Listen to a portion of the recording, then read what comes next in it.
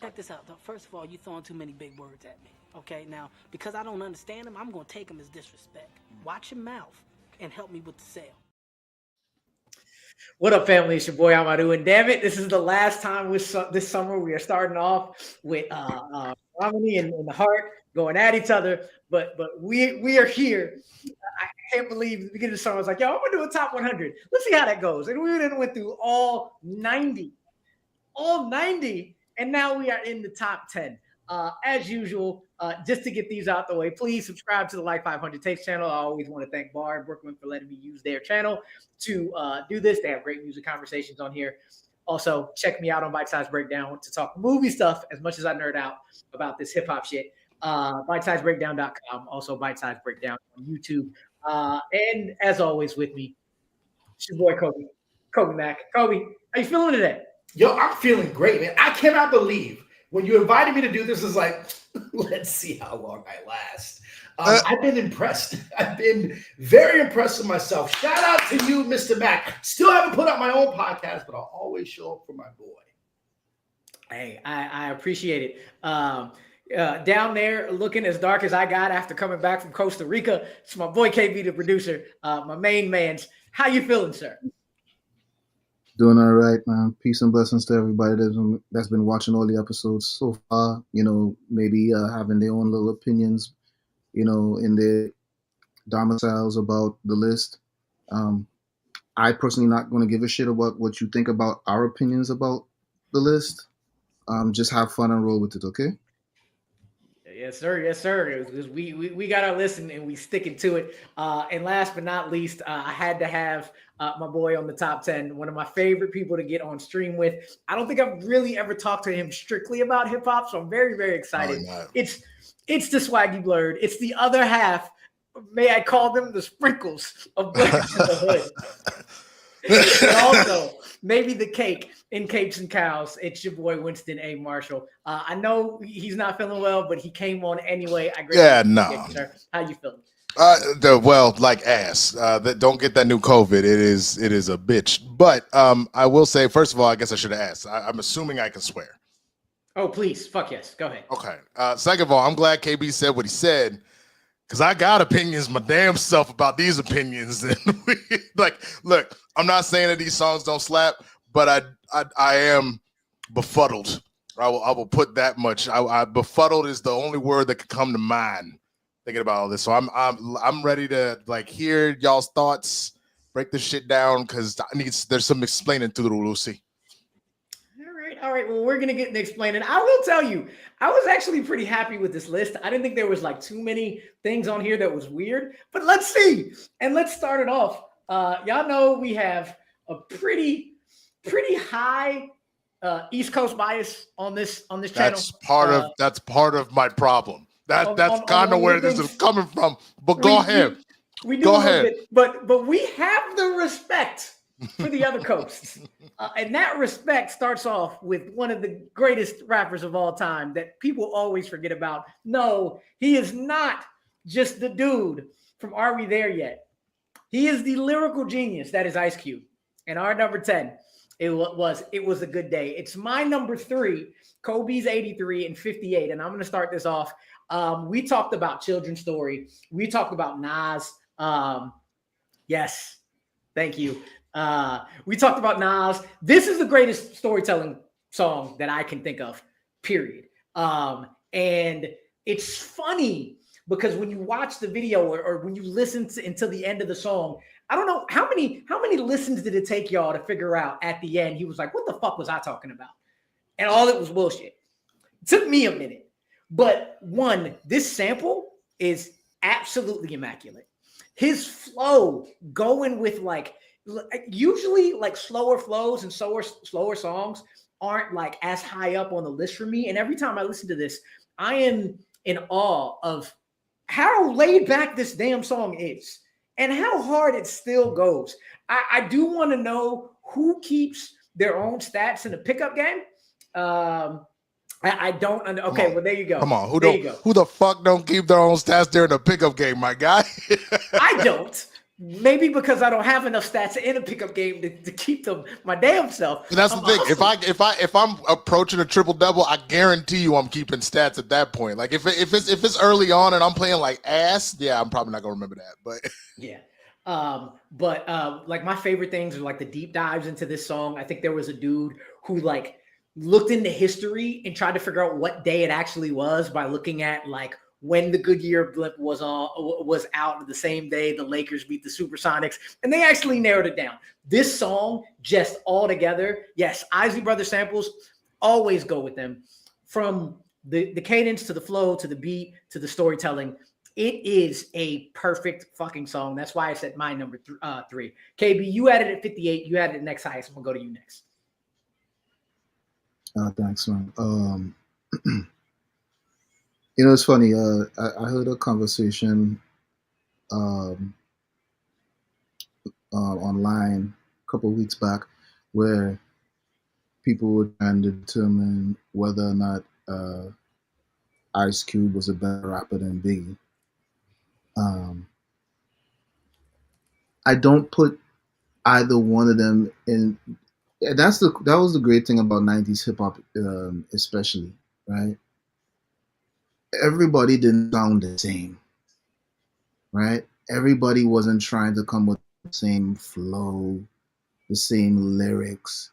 Like, everybody was truly an individual back then. So when I hear people, trying to make these comparisons, I'm like, does it really matter? We both enjoyed them. We enjoyed both individuals. And when it comes to Ice Cube and this song in particular, this is definitely one of my, if not my favorite Ice Cube song, period. I like songs that definitely paint a picture and kind of tell a story. And this was kind of telling a story about just a regular ass day in the hood over there. Because as we know from Ice Cube's time with NWA, it was the opposite shit, right? It was, police violence, gang warfare, pimping, hoeing, crack everywhere, etc., etc., etc. So like this was, for me, this was like a not a pleasant surprise, but a warm welcoming. Like I welcomed this song because it was just like, oh, this is like all that gangster shit aside, this is what a regular everyday time in the hood over there looks like. Cool,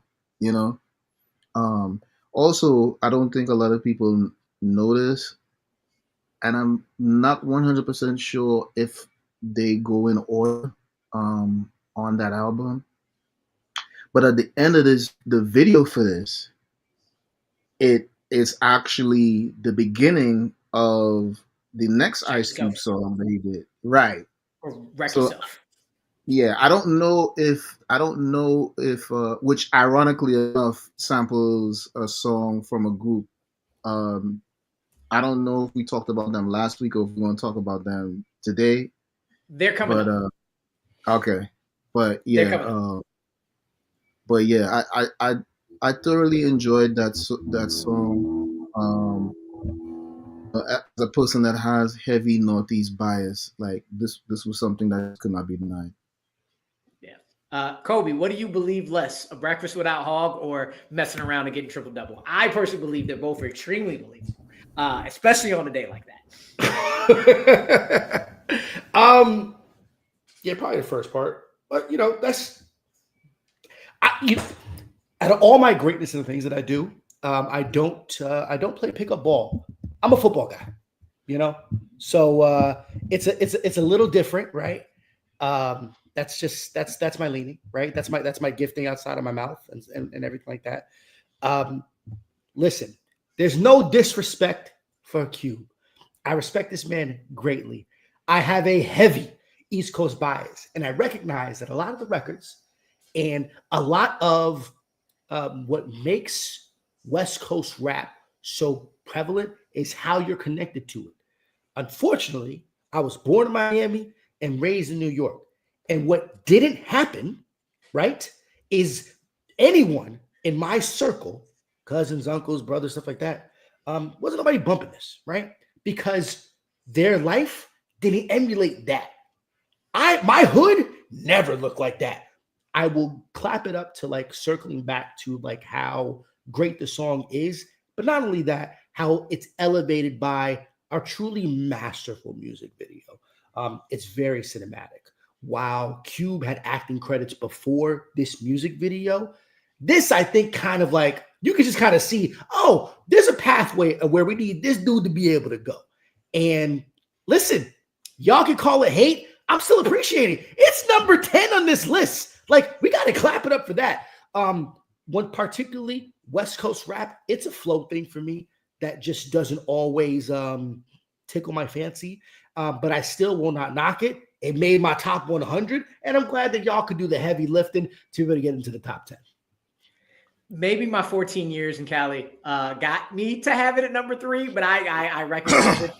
The guy from the West Coast, for real, though. Go ahead, Winston. Speak on it. I'm not even from the West Coast. I mean, I guess I am now, bro. I'm from the South.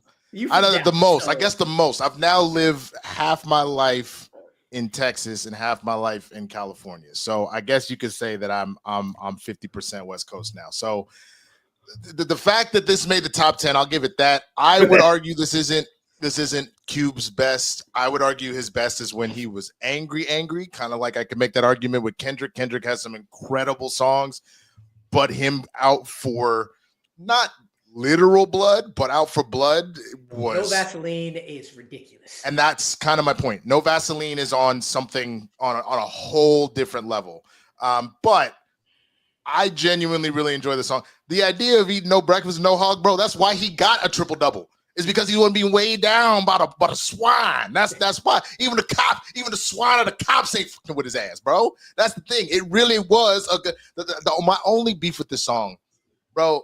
Wrong title. It wasn't no good day. This sounded like a great motherfucking day. You smash. You balled on everybody. You ate healthy. You were on the blimp. Like, come on, man. Like, I don't know people having better days than this at all. Like, period. Like, I would love for one of y'all to name me a better day you've had than the day he describes in this story. My wedding day. I don't. Oh, come on, bro. Come on. So let me ask you this question. Your fiance at the time, y'all woke up and y'all had no hog, and then after that, you like someone put your name on the blimp, like congratulations to Mr. and Mrs. Kolby, like that shit happened and whatnot. And then on top of that, y'all got on the dance floor, you started serving people up and shit, like giving a dancing triple double. Is that what you're telling me? It wasn't. You know what? I think you're right. I stand corrected. There you go. I'm going to go back to this real quick. I'm going to assume, Winston, you got a triple-double, and we got a vegan over here. So he definitely had breakfast without hog. So a lot of it is very, very believable. Extremely believable. Look, I'm going to tell you right now, it was the lowest triple-double you've ever seen. It was 10, 10, and 10, but it was a triple-double. That's all that matters, bro. It counts. It counts. It absolutely counts. But we're going to move on to the next one. And speaking of that group you were talking about, KB, number 9 goes directly into that beat. It is The Message by Grandmaster Flash and the Furious Five. When it came up today, I was like, oh, shit. This is literally the exact same sample as Wreck Yourself from Ice Cube. But I have it at number 10, Kolby at 128. KB, I'm going to start with you because you had that as your number 3, sir. When I came to this country, one of the first couple of hip hop songs that I was introduced to listening to DJ Red Alert spin on the radio back at that time was The Message. What I liked about the song, I liked the beat. Like, to me, it's still catchy to this day.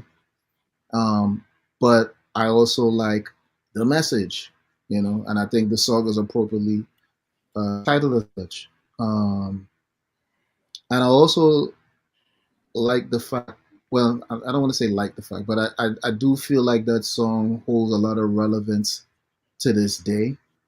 A lot of the stuff that they talk about in that song holds a lot of relevance to this day. And again, I think that era of hip hop, people were doing things, innovative things that that pushed the envelope of hip hop.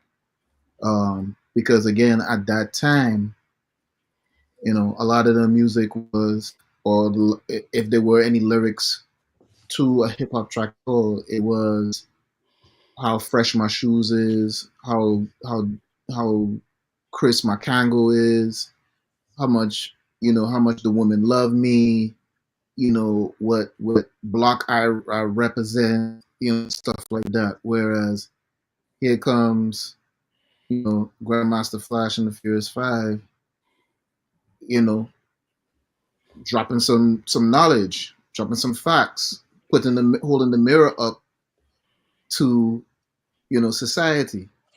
And I think once that was introduced, it allowed everybody else afterwards to kind of go deeper into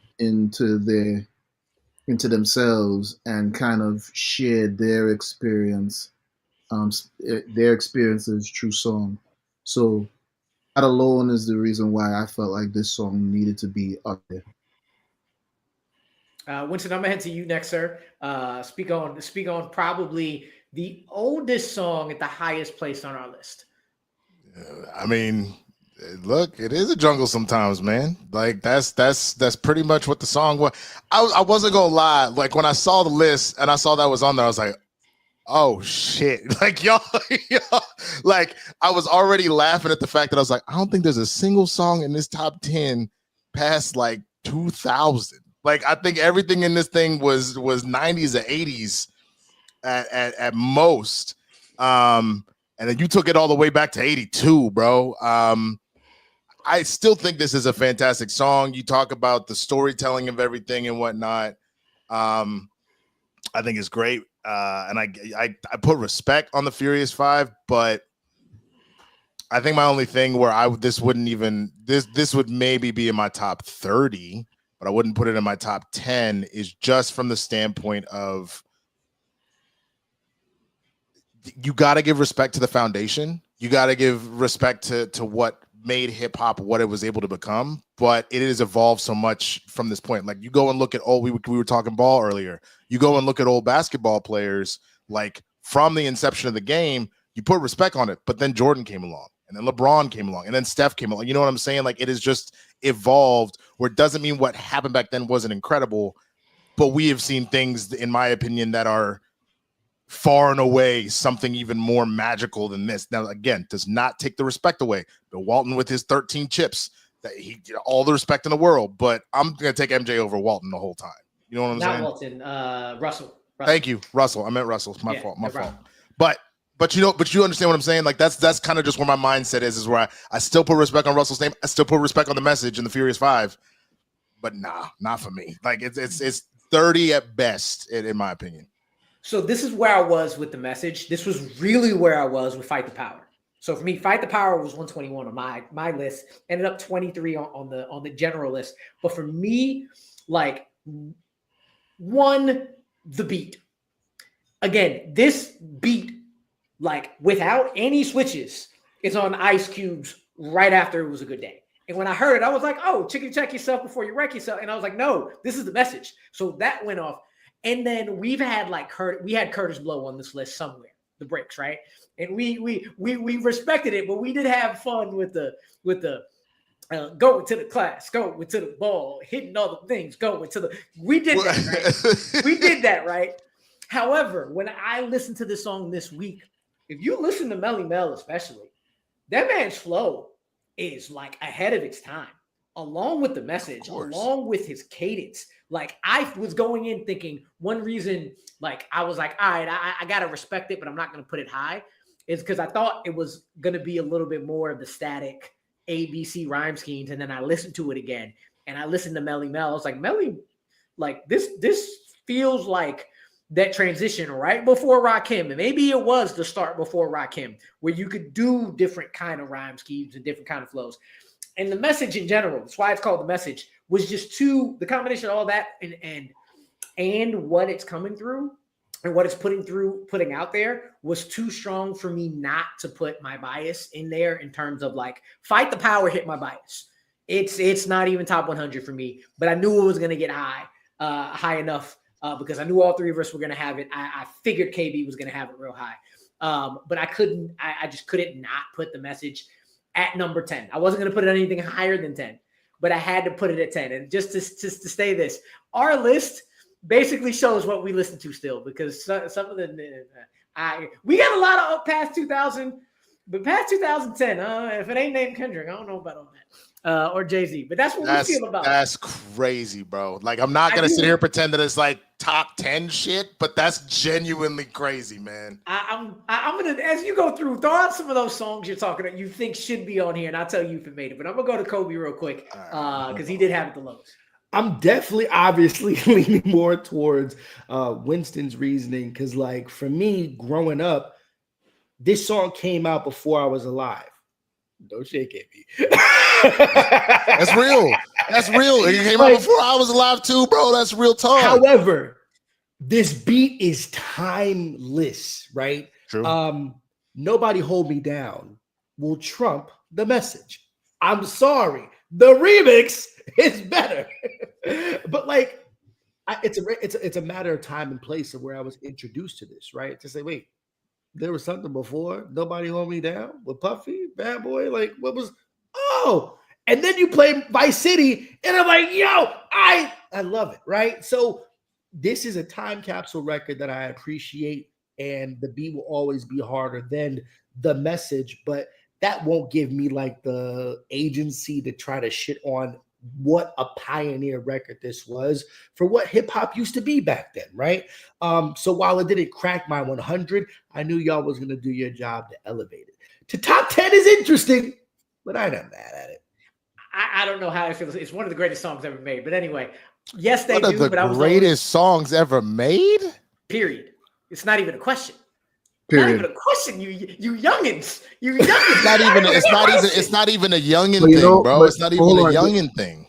No, it is. It's definitely a youngin' thing, and this is why I was saying it's important for stuff like this, not just this podcast, but other programs, like even that show on Netflix, the evolution of hip hop. Like, it's important that these things are highlighted, because if the history of something is forgotten, then what foundation are we really standing on in the future? Honestly and truthfully, there's a lot of people, young people especially, and I don't know. I can name you a plethora of reasons as to possibly why they don't know certain hip hop from, the 90s or the 80s or whatever. But that's just what it is, right? They grow up or whatever they grew up with at that time, and they just feel like whatever they grew up with is all that matters. 20 years from now, all the songs that y'all think and when I say y'all, I'm talking about whoever's watching this, all of these songs that you guys think is fire today ain't gonna really mean shit to the generation that comes out 20 years from now. Fair. If things continue the way they continue, where enough of the history, enough of the music from the past doesn't continue to circulate. And that's where I kind of went in with this, because honestly and truthfully, I could have just gone on my East Coast, but my Northeast bias, and just do Wu-Tang, Nas, and Mobb Deep and Onyx all, in my top 50. 30. But 50. I felt like I would have been doing this service if I did it like that. So, I mean, 1,000%. And like I said, I'll put it to you this way. The way, like, I don't put as much, I'm not gonna call it disrespect, but the way Kolby has it at 128, like I said, I'd put it at about 30. And again, I think that it is something to be said about the foundation. I agree with you that history is important, but there's a reason why I used Bill Russell as an example. You can be out here with these 13 chips, but are you actually going to take Bill Russell over, say, Shaq, as far as like going and trying to dominate and whatnot? There's a conversation, because Russell was also a player coach. But in all honesty, when Shaq came along, we had never seen anybody dominate that way, period. Like, It wasn't even remotely close. So I say all that to say that respect on the song, and obviously to the Furious Five. We're not here without the Furious Five. Let's make it real clear about that. But I just think, to that point, there have been other songs since then to outshine it that I wouldn't put it at number 9 personally. I feel you. And for most songs, a lot of songs, I'm kind of like, yeah, for me, it ain't this one. At least not this one. I think this one kind of trumps a little bit more. I will say I know that, but I was the only one to put it on there. I will say my number one 2 weeks ago, International Players Anthem is my number one song of all time. I mean, that is. Thank you for putting respect on the South, bro. Because that would make my top 10. It would not be my number one, but it would make my top 10. That is an absolute classic that I know every single word to, and I can do it without the beat in the background, bro. I fucking 100%. love that song. 100%. So there's some stuff in here. You just the top 10 with us three. You go catch some of that. For sure, I get it. Anyway, I'm gonna move on to what I think is probably one of the illest beats of all time. And Winston, I'm gonna go to you saying No Diddy because his name was Puff Daddy at the time. It's all about the Benjamins. Him, the Locks, Lil Kim, Notorious B.I.G. I got it at 63. Kolby had it at 40. KB had it at 20. But I'm gonna start with you, Winston. Go on ahead, my guy. I was in shock that this was counted. In all honesty, I'll tell you this. I was actually shocked how high it was as well. I didn't think it was gonna make top 10. I was in absolute shock that this song made the top 10. It would have been hanging around. Like there's a lot of East Coast rap that I've F'd with heavy. Like there are so many Wu-Tang songs that would go above this, and I see obviously that we have a Wu-Tang song coming up. I don't know exactly where it is, but like. That I mean, so many Jay-Z songs, so many Nas songs. I was genuinely surprised that this made it, and not because it's not a good song, but top 10 hip hop songs of all time. That's the part that I'm missing here, and that's even where I'm coming with all of the pushback on a lot of this. It's not to say that these aren't fantastic songs, but like, correct me if I'm wrong here. I don't know. About the Benjamins moving crowds the way that like I don't know a Millie did at one point, and I wouldn't put a Millie in top 10. What? Hold on. I pulled some out my ass. It's out my ass. It was out my ass. Let me give you something better. Fine. You could go just not like us right now. That's ridiculous though, because that was on a whole. What? Okay. I pulled some out my ass, okay? It was it didn't make no goddamn sense. I'll be honest with you. Juicy, it like completely outweighs this song.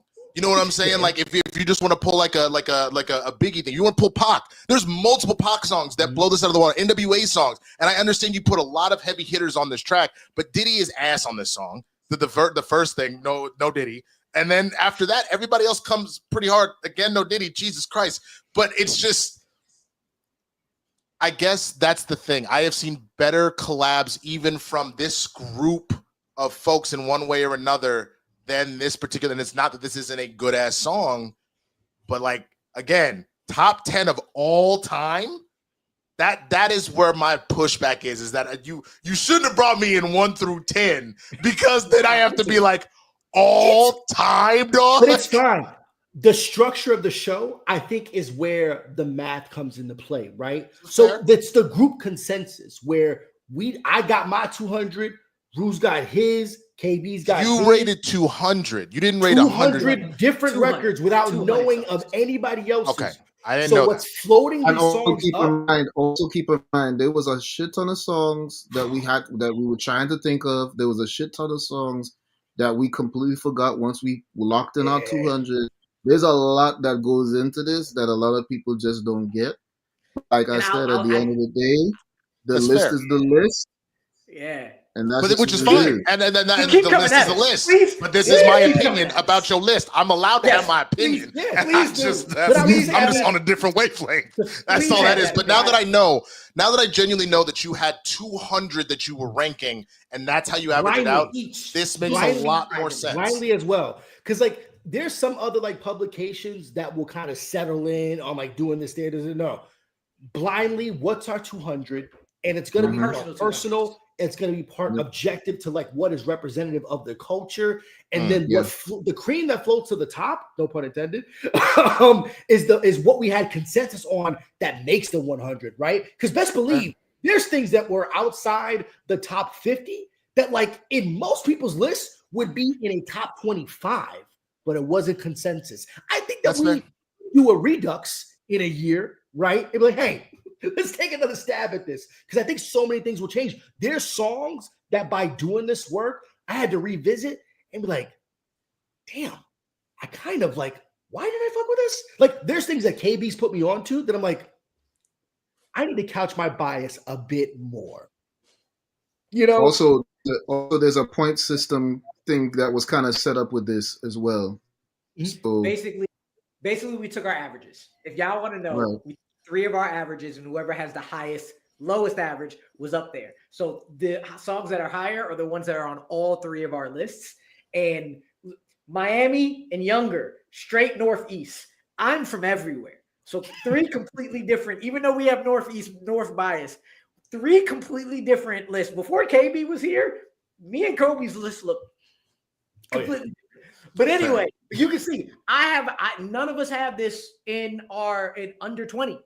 That's fair. And that's 100% fair. I guess in my brain, a relative example is for this. And it would probably be at about 15 for me, but like California Love. That's another kind of collab type situation that came out the same year, is in the middle of the kind of West Coast, East Coast beef as far as all of that is going.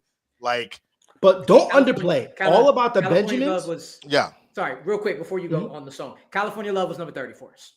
Okay. That hit 30. 30. That's crazy that was 30 and this was 8 though. That's the East Coast bias. I'm telling you. This is the better song. Go ahead. All about the Benjamins is the better song than California I disagree. Love. This is also the remix, not the OG, son. That's fair. But I will say this: all about the Benjamins. I think that remixes. we have diminished how big this song was. This wasn't just a hip hop. This grew everywhere. This shit was huge. This was in movies, right? Don't get me wrong. California Love was in movies and stuff like that. But I feel like it was a bit more like regional, like moderate success. This thing was big. I think that this not only like transcend. Sucks. We got to have that conversation of transcending hip hop into pop and stuff like that. Like I remember when they did the remix and they kind of had that super hard, heavy guitar in there and stuff like that. Mr. Flashy Pants, like everything about this music video was hype. This was like Black luxury, like elevated to like this bombastic levels of like arena intensity, and just like this was like hype music, like to go play in the gym. Or to go play ball to. Like, this was fantastic.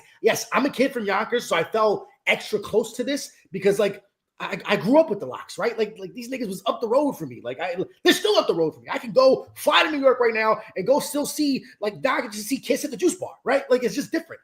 So yes, I couch my bias, but this song is bad ass, and everybody was coming hard except for this also came around like shortly after Big's death. So this was like literally the plateau basically of the music that we was going to get from or that we was going to hear that involved Big at that time. So when this song dropped, it was, I mean, at least from my knowledge, traveling New York, New Jersey, Connecticut, Pennsylvania, and even Florida, this song was played in the clubs and people was going crazy. Bottles was being popped, people was going nuts when this song was out. So I don't know. I can't really speak to the West Coast because again, that whole East Coast, West Coast beef was still kind of fresh. Right. But as far as the East Coast is concerned and portions of the South, this thing rang. I mean, but that's the thing. To a point in the South, that would have been my pushback because again, my even though I have like my family's from LA. And I was born and raised in Texas, and I really didn't move to California till college in 2006. So it really was pushing forward from there. Texas ain't the South, brother. It's part of it. What the fuck you talking about? Texas rap in the South, they are so you're just gonna disrespect UGK like that?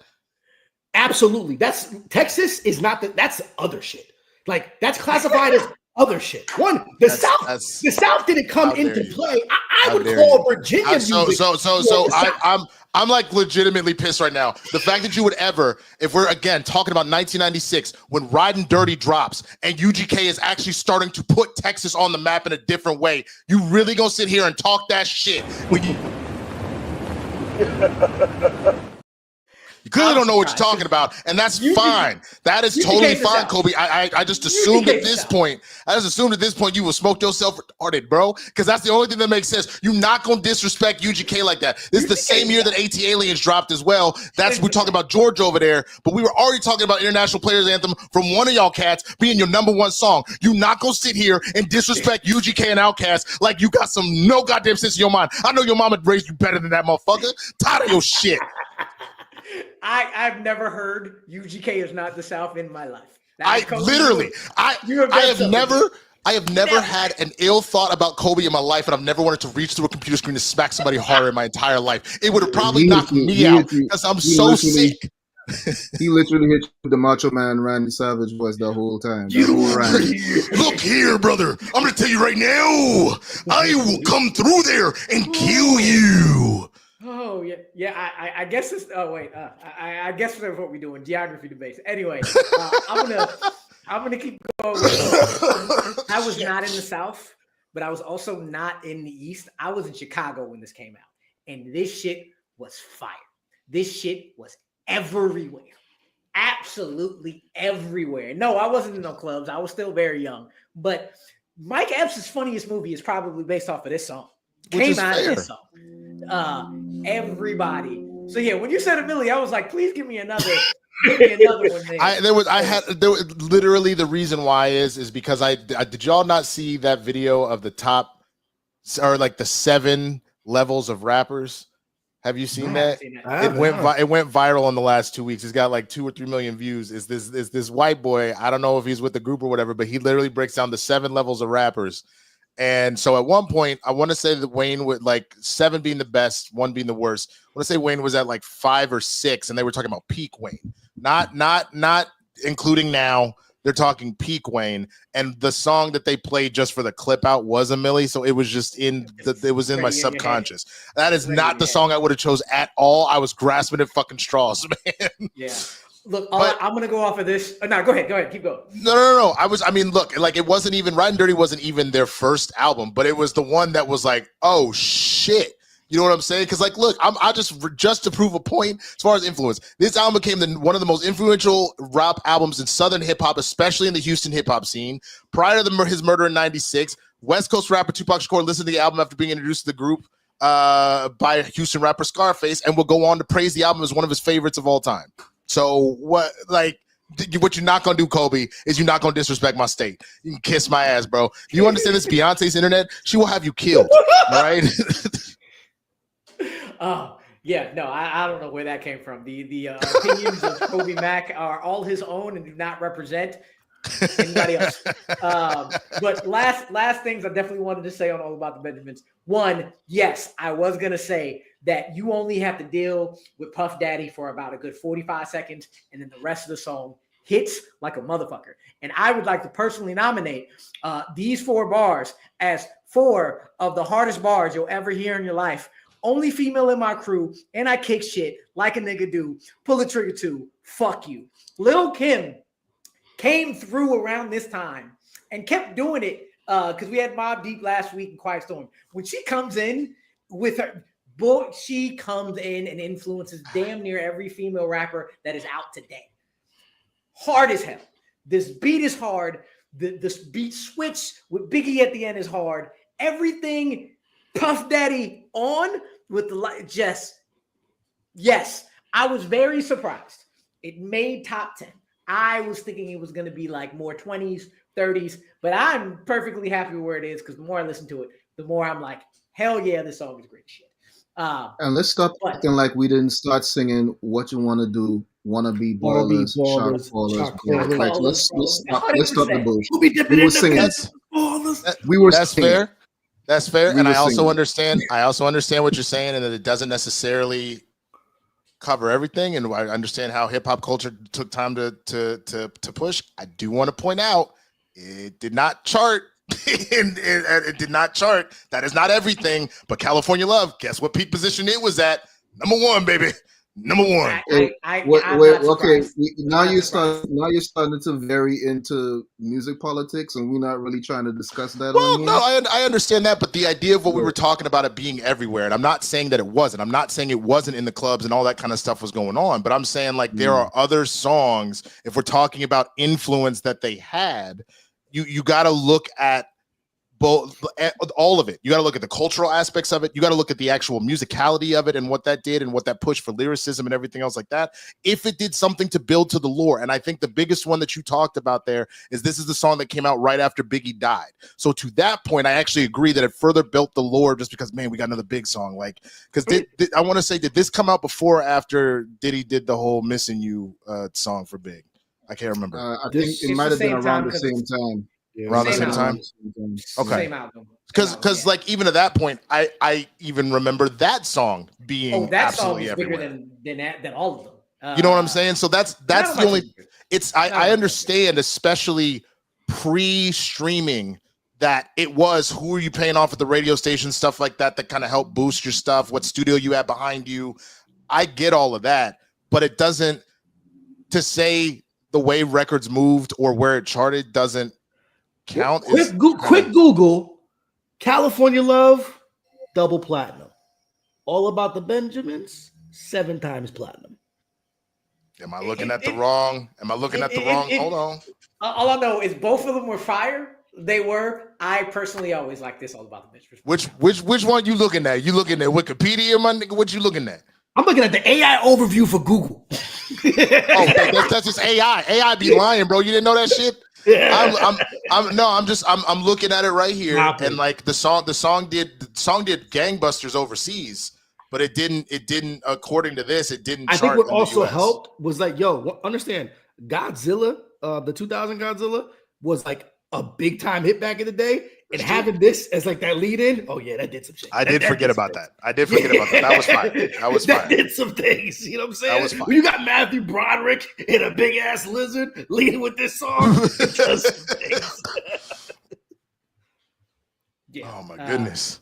All I know is both songs are fire. I've always liked the song about the Benjamins better. I just have. But sure, they're changing the rules. It's all good. But we're not gonna stop talking about Biggie because Biggie continues to be here, and he will for a while. The Biggie duets. One of the illest entrances you hear, and you bopping. You just bopping. This is my number 12. Kobe's 29, KB 77, and this, I was like, if this is not in the top 10, I don't know what we doing. I don't know what we doing. I feel like overall, when I say overall, I mean gangsta, club, groove, lyrics, beat, period. For me, this is going to be, this is my second best Biggie song of all time for me. Because I was about to say best, and I was like, no, let me just make sure I'm not being stupid here. And I definitely was about to be stupid. This again, I've been saying to Mac, this beat is so damn good. Probably for me, my favorite flow of Biggie's. I know you sick of this name brand go it. So it is Biggie on his jest, taking Slick Rick's lines and putting it into the chorus and just making it cool and smooth as hell.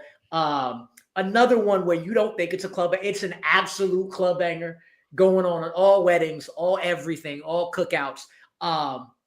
And man, I think you hear the first and then the club is going 3 more times after this. Hypnotize is the shit. And I'll tell you this, even though it's not my highest rated Biggie song, this is definitely my favorite. This is when you don't put an impact, you just, what are you rocking with? I'm rocking with Hypnotize, number 1 all day long off of Biggie. Just, I think point blank period. And like I compared this to More Money, More Problems, which like More Money, More Problems kind of fell off a little bit. When I say fell off, I don't mean like it's bad. I mean, just I stopped listening to it as much. I will continue to listen to this over and over and over and over again. Kolby, you have it at 29, sir. Go ahead. Yeah, Biggie. Can't you see? Sometimes your love just hypnotized me. I just love your flashy ways. As a chubby kid growing up in New York, I never felt so seen. It was hard being like medium fat. Like you were definitely the target of being disrespected when you weren't like Biggie big. You know what I'm saying? So when you were like, you could be skinny, but you a fat little dude. you get picked on the most. I wanted to be bigger because of this song. Because I felt like, keep in mind, I'm very, very light-skinned, y'all. Understand that? So what you're saying is that Biggie was the first body positivity, my nigga, out in these streets. Oh, most definitely. Definitely the most on Front Street. Lizzo probably was inspired by Biggie. I believe that, right? I think that he would have flourished in this new time. He would have embraced, you know what I'm saying? A lot of great things. This song is just super duper hard. And it's hard not to transport myself back when the first time I heard this beat. And I remember like being inside my cousin's room, and he's got this cassette, and I just hear this, and it's just like, if I'm looking for a classic intro of just like really, really hard, like I almost want to be able to start a cipher off with this would probably be my top 5 songs to be able to go to, right? I love everything about it. Like, and you're right, his flow, you can see where the inspirations come from, but it still feels like it's his own. There's not very many people that sounds like him. And it's like buttery, and I just love the fact of like it's hypnotized. Like this is truly like hypnotic music. I don't know anyone who doesn't like this song. Do y'all? You mentioned that last week, like with More Money, More Problems. It's like this is it. You also said a couple things there that I actually would probably apply to songs coming on later. So I'll bring that back up when it comes. But Winston, I'm gonna go to you next, man. Talk about how this song hit during Into the Spider-Verse when Miles started running to his uncle's house. Just so damn hard. I mean, that's the thing. This song is, there's a reason that Biggie essentially became the lord that he did in 2 albums, because that's pretty much it. It was 2 albums and a few random like features all over the place, and in such a short period of time, he brought whatever type of swag, or I guess the children now are saying aura, that you possibly could from a rapper. And in my opinion, I mean, there's obviously been a plethora of New York rappers, and obviously hip hop starting in New York to come out, but there's a reason why almost everybody has him universally at minimum in the New York Mount Rushmore, if not in like hip hop's Mount Rushmore. Not my favorite of Biggie's songs, but this still goes hard as hell. Like it is one of the best. The reason it doesn't hit for me as much is you just got to remember my moniker is the Swaggy Blurred. All right, like if I'm gonna do all that, it's gonna come from him talking about Super Nintendo, Sega Genesis, like that. I was like, I play those things, yo, hey yo. So like that's, for me, if you're going to talk about the personal hook to it, there's that. But this goes incredibly hard. So I don't have a problem with this being up there for sure. But that's it. It would just, if you're going to pick like Biggie's top 5, your Rushmore of Biggie songs, it'd actually be number 5 for me, because I have a soft spot in my heart for 10 Crack Commandments for some random ass reason. Like It's not random. It's legit. Yeah, it's really good. And please tell me you've heard the crossover somebody did with the Imperial March with 10 Crack Commandments. I feel like I heard it at some point. It is great, fantastic, bro. Holy shit! Because then I'm literally imagining Darth Vader walking through the Death Star, rapping that shit, just like going through the 10 Crack Commandments. In James Earl Jones' voice. Yeah, exactly. KB, my man, you had it to 77. You had it the lowest out of all of us, but speak on it anyway. That's by accident. Probably would have had it up at 29 or 25, honestly. Oh, it would have definitely been one. I mean, yeah. If I was really going to be in my New York bias, it would probably. Well, I mean, it's already in the top 10, but it would have definitely been in my top 10. This song, I like listening to everybody talking and just thinking about this song and its impact when it came out. I for a moment had to kind of regain my composure, because I was really getting angry at the fact that this man died so young, because he was so damn talented, and he really wasn't about no beef. Like, he was enjoying actually making it. He was enjoying making music. He was enjoying having fun and living his life and being able to provide for his friends and family. And he just got swept up in this bullshit ass beef and lost his life as a result of it. And when I hear this song, I just keep thinking about, I'm like, I literally cannot fathom what he could have given us if he had still been alive. Like, he was different, yo. In a time where there were a lot of different rappers coming with a lot of different styles, and doing a lot of different things. He was that guy. He was your favorite rapper's favorite rapper for real. And yeah, hypnotized. I don't even. I'm not one of those people where I just feel like I gotta place everything in a spot or in a category. It's just a really good, enjoyable song, man. And as a person who, I guess, got the news in real time with everybody else when Biggie died, like this song was played in Brooklyn. They was when he was rolling his body through for one last time. This song came on and the whole Brooklyn went ape shit. Like, these are the things I think about when I hear this song. So it belongs where it belongs, man. I don't know. Spoiler alert: this is not going to be the first time we talk about Biggie. It wasn't the first time we talk about Biggie. We talk about him a lot today. Any other words on Hypnotize? Because we'll go right back to him pretty soon before we move on to number 6. I did see that crossover with Darth Vader though.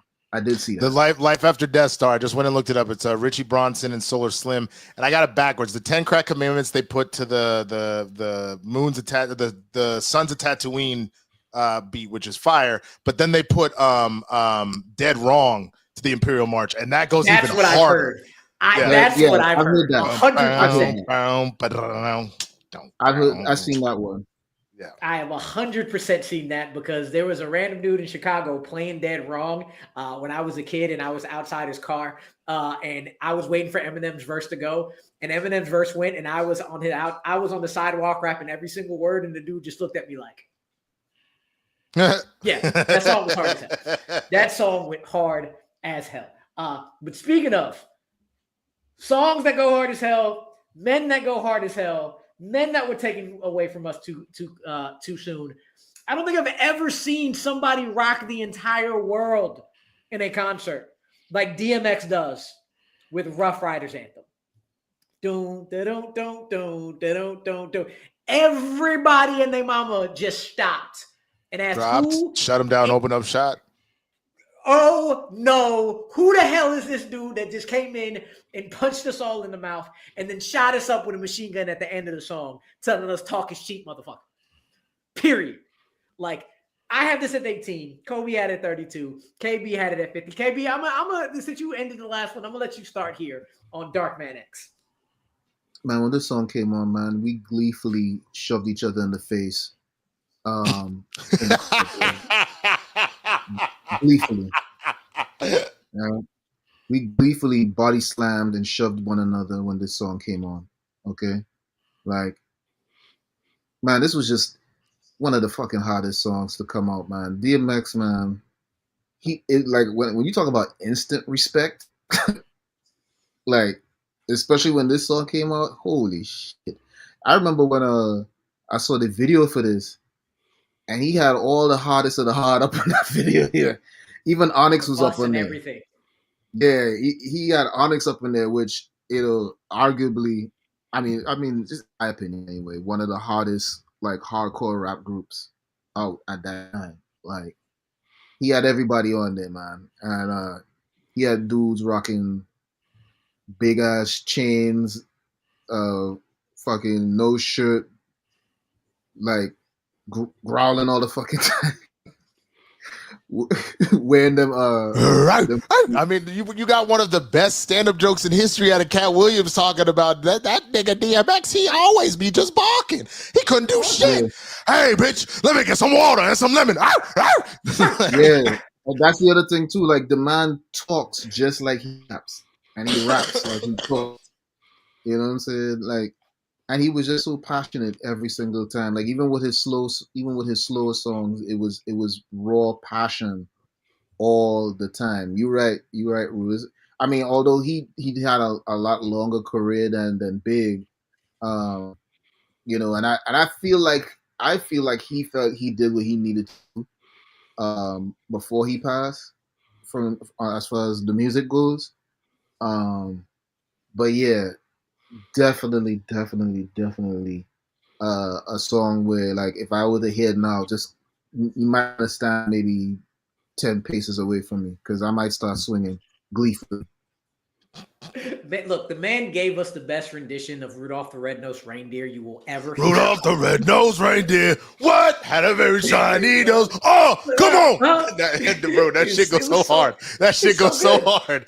And one of the best scenes in a freaking Chris Rock movie ever with him in jail. So the man is the man is the man is the man. Kolby, you added at 32, fam. Go ahead. Yo, not only is this one of the greatest like anthem songs ever, not only is this one of the greatest call and response songs ever, this is like what the Hood's version of like mosh pit music is, right? Like there's something about this song that you just want to get rowdy, right up there. Like this is like this just, but like also it's not like I'm about to go bust somebody up. It's just like we all here. And we just ready to just kind of like, if shit needs to go down, it's ready to go down, right? And we're all gonna have our shirts off too. And this motivated a lot of folks to be able to go to the gym, right? Like this was like, hey, listen, a part of this uniform is you're gonna wear extra baggy long denim shorts and no t-shirt. If you're gonna wear a t-shirt, it's gotta be a Rough Riders cutoff t-shirt. This made four-wheelers cool. Like, and of course, once again, my bias. I'm from Yonkers. Being around when they shot this shit, I felt so good. Once again, little fat kid, medium-sized fat kid. I know that this song wasn't meant for me to go to the gym, but I wanted to like be around other niggas that was. You know what I'm saying? I definitely had the shirt on. I had a hoodie with the Rough Rider shirt on. Yeah. Winston, is this why you have the wife beater on, just in honor of DMX? What's my name? One of the greatest to ever do it, man.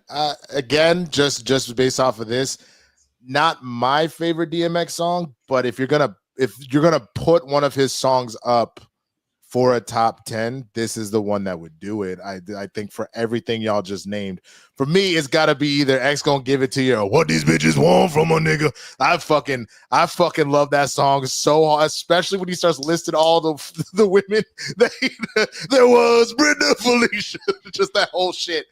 But everybody has to start their journey somewhere, and to think that this was where he kind of had his opening swing. He had been on other songs, but this was like his single that put him on the map.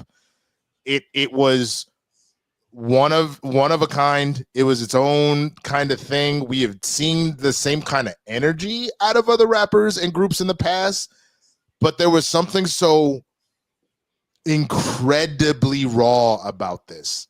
And like you said, it was only further backed by the fact that his talking voice and his rapping voice were not different. For a lot of rappers, their performance voices were different. Some get real bad, like Iggy Azalea, but then like on other tips, just the fact that like he genuinely is the same person, it obviously was funny to joke about, but it added that element to it one way or the other. It actually made one of my favorite movies, Cradle to the Grave, actually that much funnier. That's how he talked to his daughter in the movie. Oh, come here, little girl. I got the girl. I'm going to find you. Don't worry. Like, he's just the same dude. Oh, 100%. How many of y'all actually saw the MTV Diaries that they did, and his episode is just burned into your mind? I haven't seen it. Have y'all heard of MTV Diary? Winston and Kolby. Yeah, I've heard of it. Yeah. His is one of the most iconic, because you see his dogs, you see the big prayer before his. It's just a beautiful, beautiful episode. If you could find that somewhere on YouTube, that's what it reminds me of every time I see him. Just looking into, also learning about just how hard, and when you say hard of a childhood this man had, like such bullshit he had to go through. Whoo, you know why he is the way he is. You spoke on it. Our journey, well, officially our journey into DMX on this was my honorable mention 4321. That was my introduction to DMX, that verse. And he was the dude that stuck out. But our official introduction, Winston, What These Bitches Want is number 72 on this list. It should have been so much higher. It should have been so much higher. We had it at it's so I would have good. never, It's I don't so actually good. mean this, but it should have been number one. I don't actually mean this, but it should have been number one. You can call it number one. I don't give a shit. Because the Brenda Felicia, he was the one that kicked off how much we love just fuck shit in hip hop if it sounds good. Because he says some fuck shit and we don't give a damn. I just got to go through this real quick because it's never not funny. And it's made some of the best Vines and TikToks you could have seen on top of that if you rock with that at all. But there was Brenda, Letitia, Linda, Felicia, Dawn, LaShawn, Inez and Alicia, Teresa, Monica, Sharon, Nikki, Lisa, Veronica, Karen, Vicky, Cookie. Oh, I met her at the ice cream parlor. Tanya, Diane, Lori and Carla, Marina, Selena, Katrina, Sabrina, about three Kims, what? Latoya, Tina, Shelly, Bridget, Kathy, Rashida, Kelly, Nicole, Angel, Juanita, Stacy, Tracy, Renana, and Wanda. What, Donna? Yolanda, what? Twana and Wanda. We're all treated fairly, but yeah, and still, bitches is on some other shit now that I'm fucking with Drew Hill. But I'm gonna keep it real. What the fuck you want from a nigga? What these bitches want from a nigga? Bro. One of the best to ever do it. One of the best to ever do it. And all he did was list a bunch of random names of women. That's it. And imagine during the time when your name came up, how all the women were like, "Yeah, that's me, it's me." It's and then everybody looked and said, it's like we can't speak enough on this man. He's great. It's amazing. I again was very happy where it was on the list. But this is number 6. We are now going to get into the top 5. And coming next made me realize, looking at it today. We were talking about North and East Coast bias. I realized my top 3 ain't even from the East Coast. Number 1 is from the South. Number 3 is from the West, and so is my number 2. Nothing But a G Thing, which I think is by far one of the most underrated and best lyrical songs of all time. I said that 15 years ago. When VH1 did their top 100 songs of all time list, and I think this was number 1 or number 2, and some people were like, "Are you serious?" I'm like, "No. Sit down and listen to this song." By the way, Kobe had it at 78, KB had it at 19. Listen to this song. Lyricism isn't always about the intricate rhyme patterns and the double entendres and the metaphors.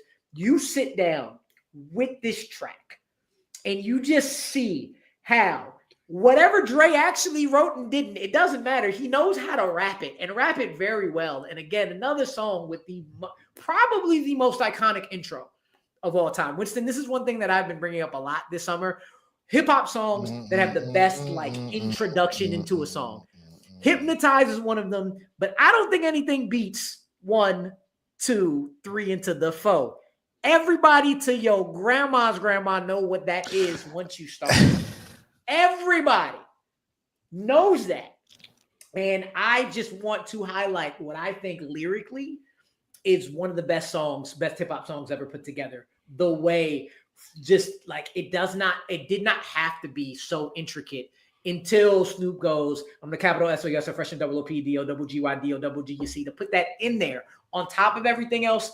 With the sample, with the G-Funk sample, P-Funk sample, G-Funk sample. It is, again, my number 2 hip-hop song of all time. One of the best songs ever made. Winston, I'm going to go to you again. I'm going to go back to you, swing it back over to you, man. Speak on Dre and Snoop. I mean, I think for most people that watched Straight Outta Compton, that was one of the top moments in the movie is when Dre is like screwing around and trying to figure out this beat. Like he's playing on the keyboard, the synth keyboard, and trying to figure it out. This particular song gives me the same vibes that, say, a Rapper's Delight would give, but this is the new wave. This is where you really feel like you've hit the full-on new wave. This beat is exactly what was described as 90s hip-hop sound. was this particular sound. And the reason why I say that is because, like you mentioned, the lyricism, like there's still a lot of stuff in here, but going 1, 2, 3 into the foe, Snoop Doggy Dogg, and Dr. Dre is at the dough, ready to make an entrance. So back on up, because we about to rip shit. It's basic enough that it sounds like old school, old rap of just basic shit. But because it came with its own vibe, because it ushered in a genuine new era of hip hop, it just had something very special that I know that rings true for a lot of people with this song, man. Again, I think for me, like there's other stuff that sticks out in my head, because I know obviously it's funny that we call The Chronic like Dre's album, when in actuality it really just feels like it was a Dre and Snoop collab album. And we just pretended like it was just because, like, you obviously had F with Dre Day on there.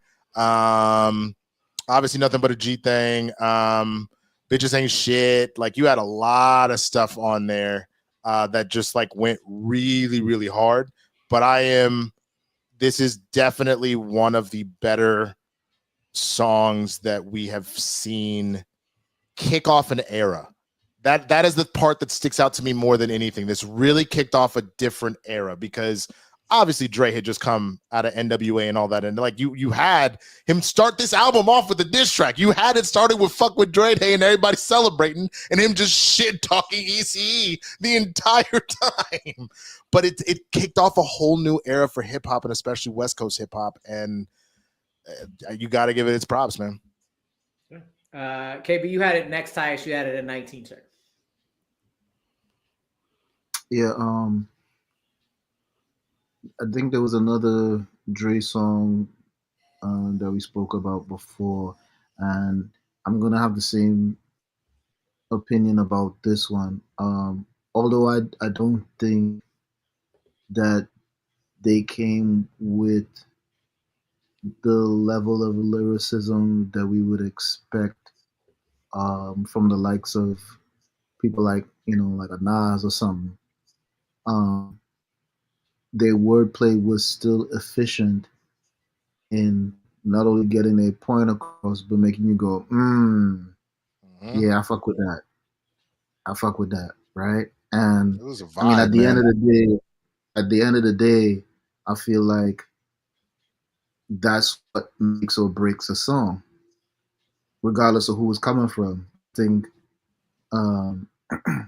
you can rock a crowd of different people with a song that's super lyrical or low on the lyrical but high on the energy.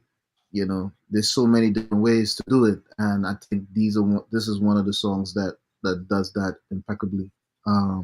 I enjoyed this song a lot. This song definitely got played a lot on the East Coast. I don't really care what anybody says. I lived in the East Coast. I've been up and down the East Coast. I've heard this song play heavily in the East Coast, despite the East Coast West Coast beef. And only it makes sense that it would. It's a great fucking song to jam to. Like, at the end of the day, I mean, it's especially for myself and the people I rock with. At the end of the day, if the song good, the song good, yo. Mm-hmm. That's just what it is. Amazing. Yeah, Kolby, you had it at 78, sir. I mean, obviously there's a little bit of bias, but Snoop can trump that. There's something about him that is like wholly unique, where I recognize that he's West Coast, but his approach is just different. And I think it's just the syncopation of his flow. And he's been so consistent with it too.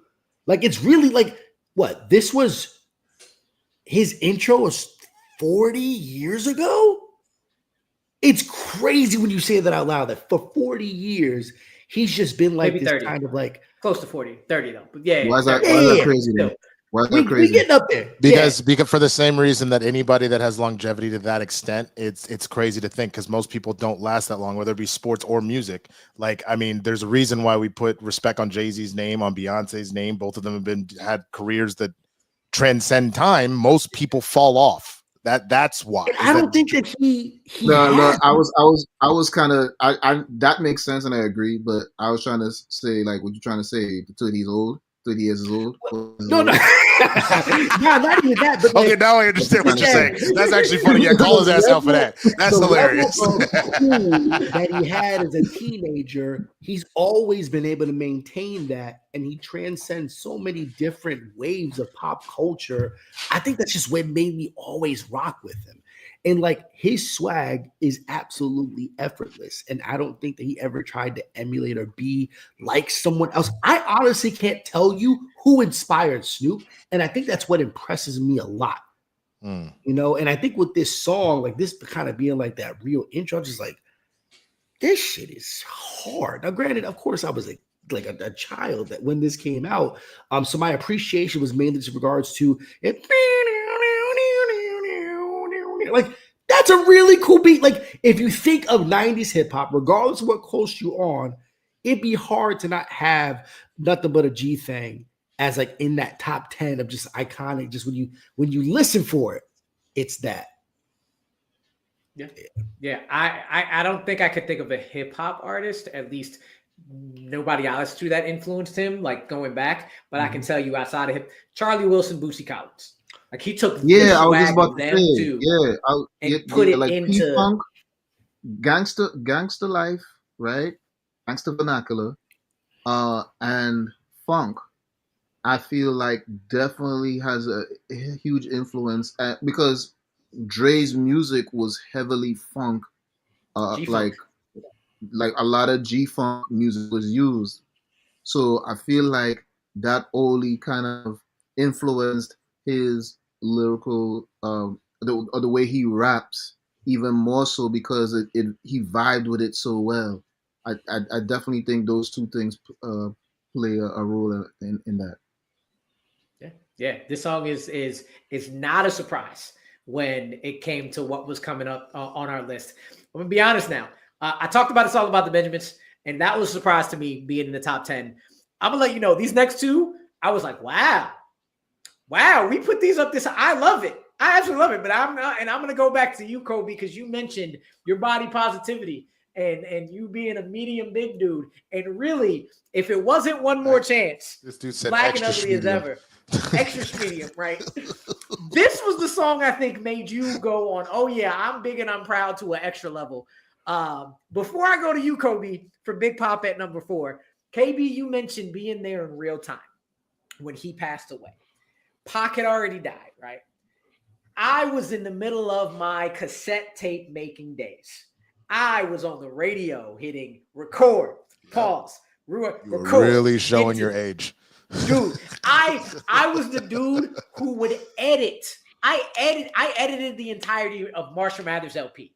Hitting pause, stop, hit a blank space was long enough for him to rap the curse word, pause again, and then replay it back with the song. And I made it immaculately. I made an edited version of the Marshall Mathers LP. It took me about a good week and a half, but it was good. Anyway, in the middle of it, and I was like, all right, I made one mixtape. What is my next mixtape going to be called? And I said, I was like, all right, I'm going to name it Big Papa. And immediately we got another hip hop death. It's Notorious B.I.G. And me being about 7 or 8 years old, I immediately erased that shit. Like, what the fuck is going on? What the fuck is going on? So that was sadness, utter sadness. But Big Papa, I think, is what Kolby was talking about. Probably at its highest level. And I used to think it was One More Chance, but One More Chance is like here in confidence, but then you hear Big Papa and it is just all like it's the line Black and Ugly as Ever to the nth degree. So I'm gonna let the formerly big dude talk about it. Also, he had it the lowest anyway, or highest at 28. Go ahead, my brother. Talk about it. Yeah. This was like luxury hood romance music at its finest, right? To be able to have someone that looked like Big, but still had the allure of like a Rico Suave, right? And he leaned into it so hard that it gave medium big niggas like me a chance. not only did I want to be called Big Papa, but when you transcend some things and you elevate, you can add more to that. You can be Big Papa to someone and Big Papi to somebody else. Let me tell you, it illuminates and changes your entire world.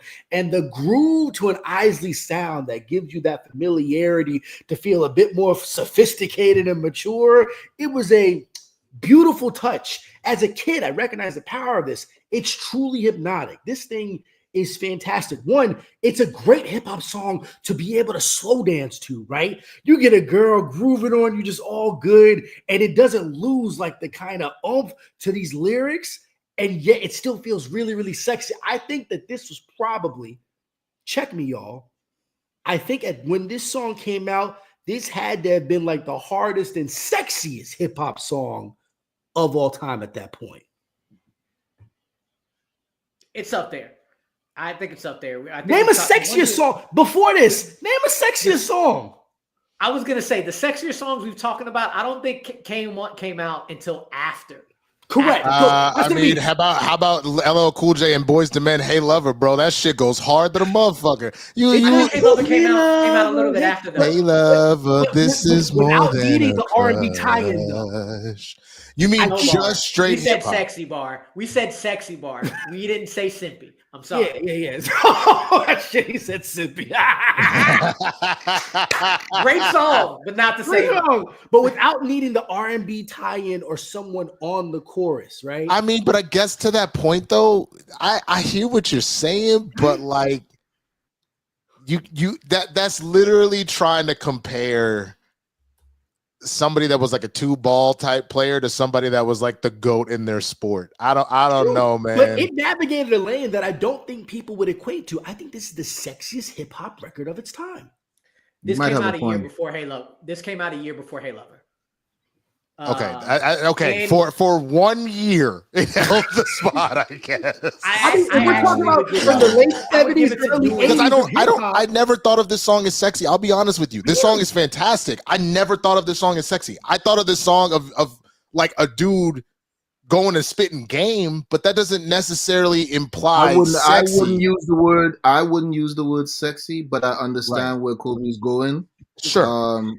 I do think this is definitely one of the mackiest songs hip hop. That I'll give you all day. This a Mac anthem, bro. Yeah, like he really talking his shit on that song. And again, being somebody that looked the way he looked to pull that off successfully, especially in a video, kudos to him, yo. Seriously, like. I don't think everybody could, and not for nothing. Even Pun and Fat Joe was like, "Yo, teach us your ways." You know what I'm saying? Like he was doing something he was doing something special even for the big boys, and not even just for the big boys, just for the guys who might have been considered less attractive in general. Like he was showing everybody like if your game is right, it'll be all right.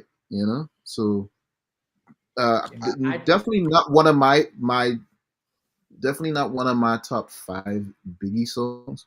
I would definitely listen to this from beginning to end whenever it came on. I mean, I would say, is it going to be like his strongest output as a rapper? No, of course not. Like, I don't think that would make sense, but it is unmistakable that this is Biggie's song by a million miles.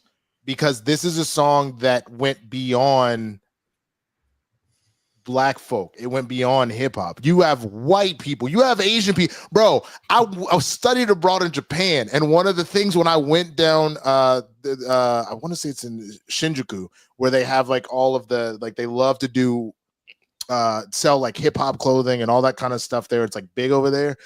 All of a sudden, you get people being like, yeah, Big Papa, throw your hands in it. Like, just straight up, like, this song is one of those songs that the world got a hold of and quotes one way or the other.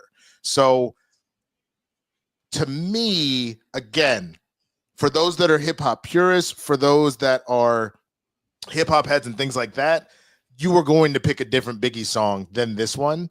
But if we're just looking at what the impact was, hell, man, you had white people that forgot that they liked this song get reattached to the song when Hardball came out with Keanu Reeves. And exactly. And you had a young Michael B. Jordan who was too scared to pitch. So all of a sudden he out here trying to shake his hands. I don't remember if he was the one that was the pitcher but he was on the team. I know he was on the team. The one, that's what he played in his headphones the entirety of the time. But that's what I'm saying. I didn't think that Michael B. Jordan was the pitcher. Michael B. Jordan was not the pitcher. He was. No. I didn't see the whole movie because I can't get to the end. I'm not gonna watch that sadness that is on. Bro, you gotta watch it. It's so good. The only other reason, and KB, make whatever joke you want to make, I was in Chicago when they actually gave out the flyers to third graders saying, apply for this movie. And my dude with the afro and hat I played ball with like every summer. Bro, so like, I would have totally auditioned for that. So you talk about Kofi, the nigga that played Kofi? I guess so. It hit a little too close to home because I knew the dude who was in it, and I could have been in the movie, but I was too scared to apply to try to. I wouldn't think about being an actor at the time. Damn it, I wasn't. Anyway, yeah. But that was like, I mean, the movie didn't do anything crazy. I mean, it was a $32 million budget, $44.1 million box office, but like, yeah, R.I.P. baby, G baby, man, for real. But it was definitely one of those things that brought it all back. If anything, their soundtrack went extra hard because obviously this got put back on it. And then you had the song Hardball with Lil Wayne, Lil Zane, Lil Sammy, and Strike One, caught you by said no Bow Wow. Strike two, right before your eyes. Pitch three, ooh, I got you out. Strike three, you right, without a doubt. I got you out. Strike one, caught you by surprise. Strike two. You gotta get Winston back for when we do the greatest R&B. That's gonna be hard as hell to do. That's the next step. We think I'm thinking about doing modern R&B so we can actually talk about songs that nobody talks about and leave like a lot of Marvin and a lot of Aretha out of there and see what's the brand new stuff. But anyway, Big Pop. I'm gonna say y'all kind of brought it all up. I think all of us have higher Biggie songs in our individual lists, but the universality of this song, all three of us have it in our top 40. And that's what gets it up there to be so high. Everybody knows this song. Everybody loves this song. And yeah, I just see, another thing we talked about, music videos. I see Busta Rhymes getting pissed when Biggie just says, I'm going to ask you what your interests are, who you be with.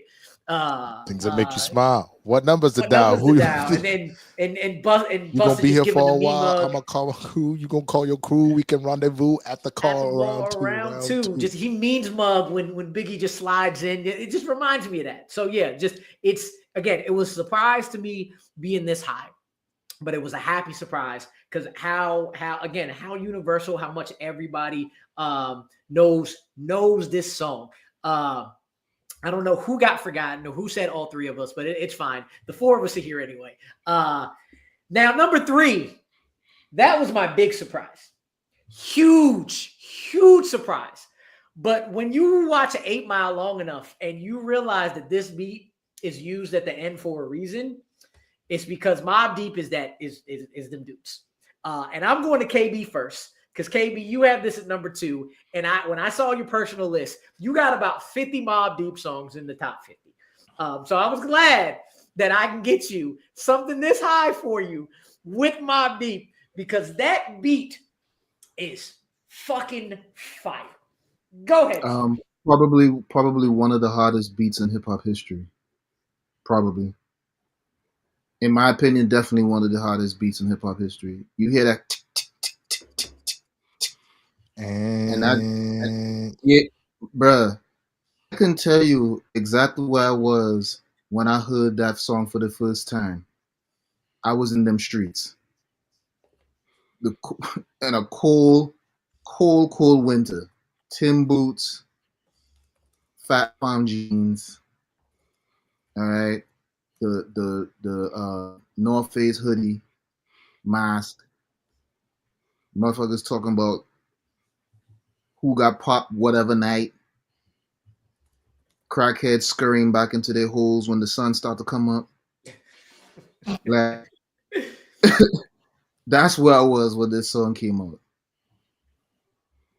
out. Prodigy's verse on this song, so so gripping, you know.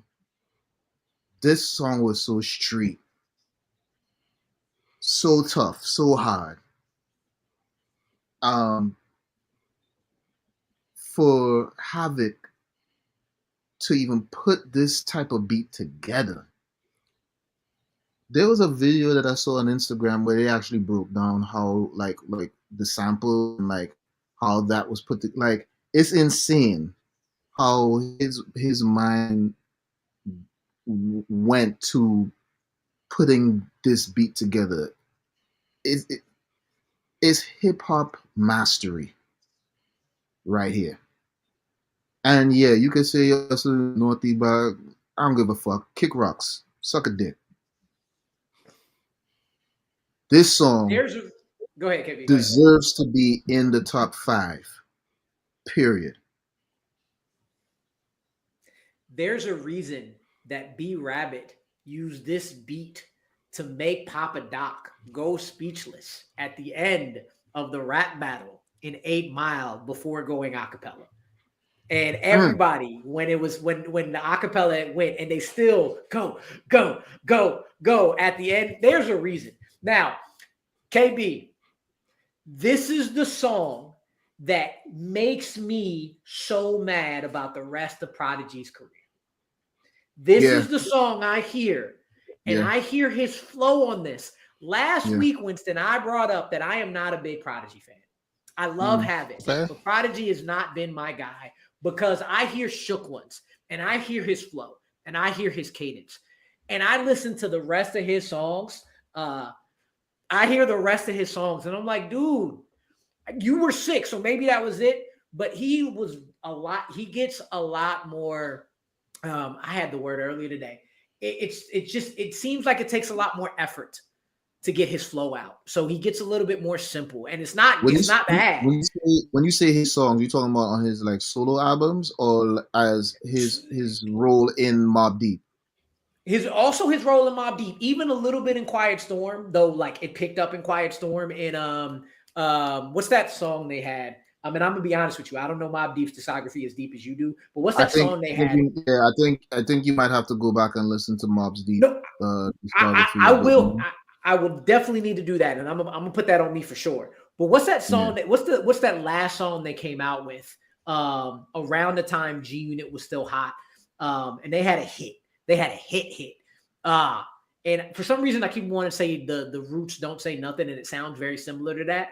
Fuck, I cannot remember. Anyway, every time I heard Prodigy, I would be like, dude, you are like, you seem like it's beleaguering you or something. That it's just you're reminding me of Corrupt. Corrupt is nice, but I don't like his flow. It's just it takes too long to get out, and it just seems a little bit more like just static. I go back to this song, and I'm like, damn, this is why Prodigy is that dude. This is why Havoc is one of the best producers. This is why Mobb Deep is one of the best duos ever, and this is why this beat is the most iconic, maybe one of the most iconic beats ever to be put on. Kolby, you added at 37, my guy. I'm gonna go look up the name of that damn song. Yeah, one of the hardest beats in hip hop history. There's something about this that feels so pure, right? Like if I were to like open up a genie's lamp, right? There's something about this that feels magical, that a hood genie would pop out and just grant you the wish of like hip hop, like in its most truest form. And it'd be Shook Ones too, specifically, right? This has such like a tender place in my heart because every time that I hear this song, even though it's hella gully, it puts me in a place of just like, I don't know how to describe that.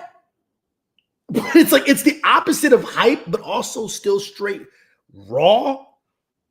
I love this shit. You know, I don't have a lot of words because anytime that I listen to the song, I just like sit in like the essence of hip hop. Got It Twisted. Got It Twisted is the song I'm thinking about. Where I'd be like, Prodigy, your verse is fine. Havoc is running laps around. But yeah, that was the song I was thinking of. Winston, go ahead, man.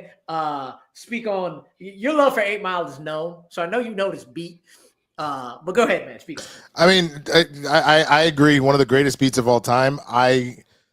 It's not like it's in my top 10 of beats. I wouldn't necessarily song like the lyrics go hard, but like I think of the Art of Storytelling Part 2. If you're talking just lyrics to beat, that to me is also one. But I need to give props where props is due. There is something specific about Shook One's Part 2 that, like you said, it's encoded in the DNA of hip hop.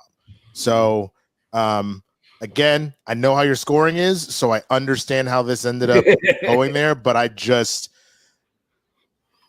it would have been one of the ones that if we were just doing beats from hip hop, then yeah, it easily clears top 10, if not potentially top 5 of all time greatest beats.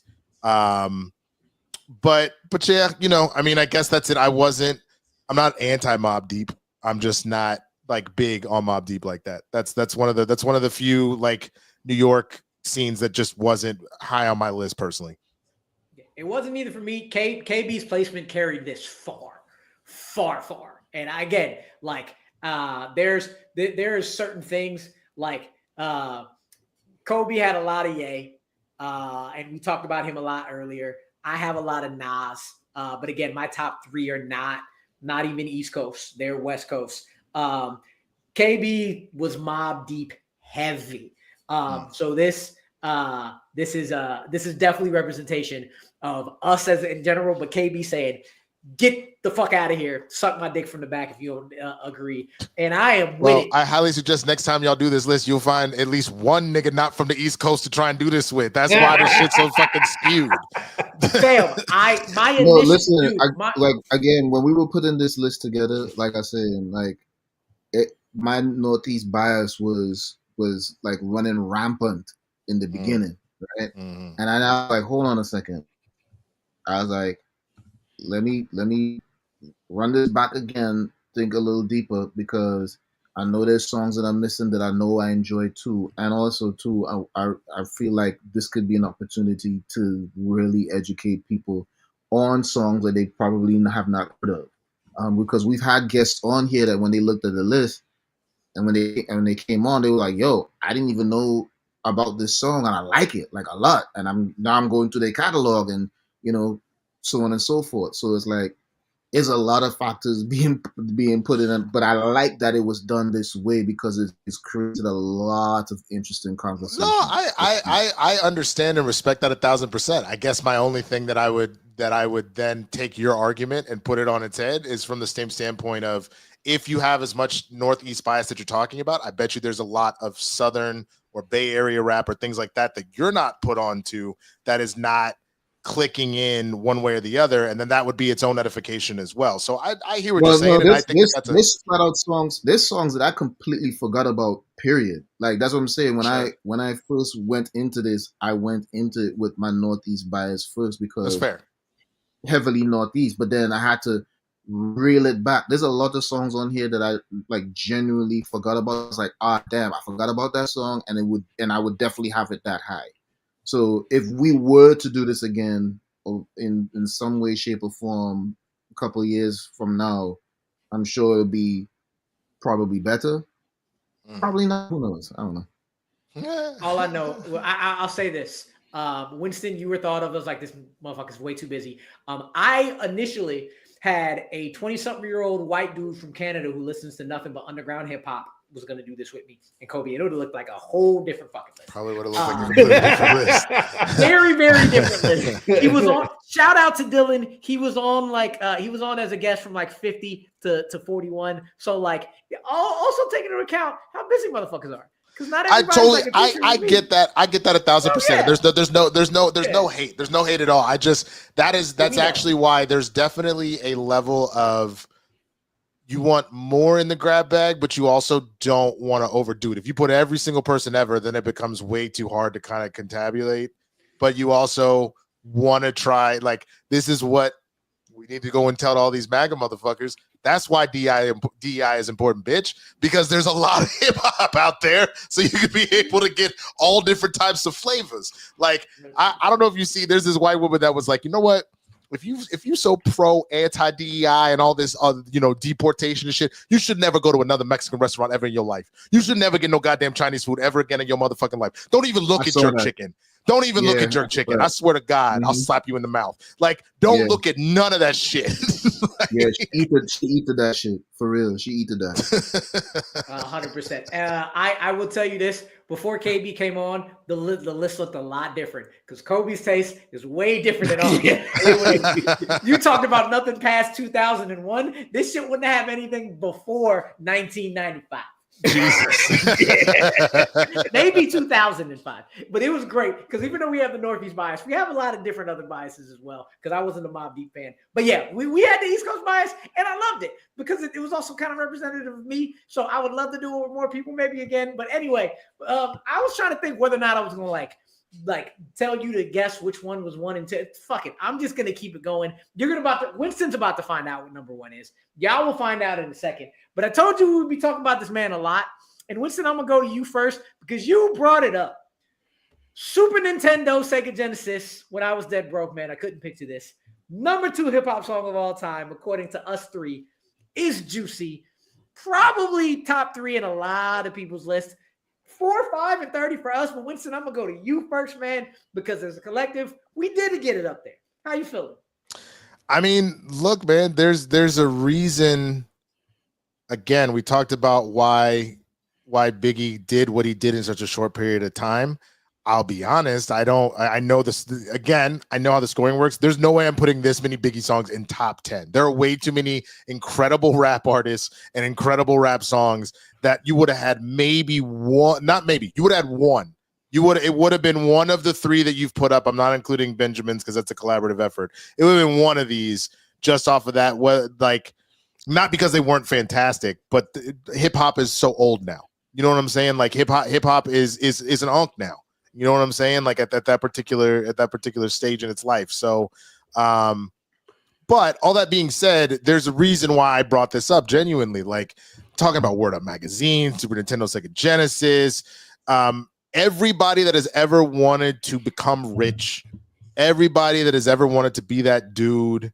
You wanted to pop bottles, all that kind of stuff. That's what this was about. This song was about like, hey, I was broke too, and now look at me. And so it was one of those things that could really make, like we were talking about how a lot of hip hop would be about like, look at the bitches I gotta look at the cars, look at the chains and look at the watches. Like a lot of that is spawned from this song. You know what I'm saying? It all is like, before I didn't have a pot to piss in, now I got too many pots to piss in. Like that's all that Migos shit is its own version of doing a Juicy.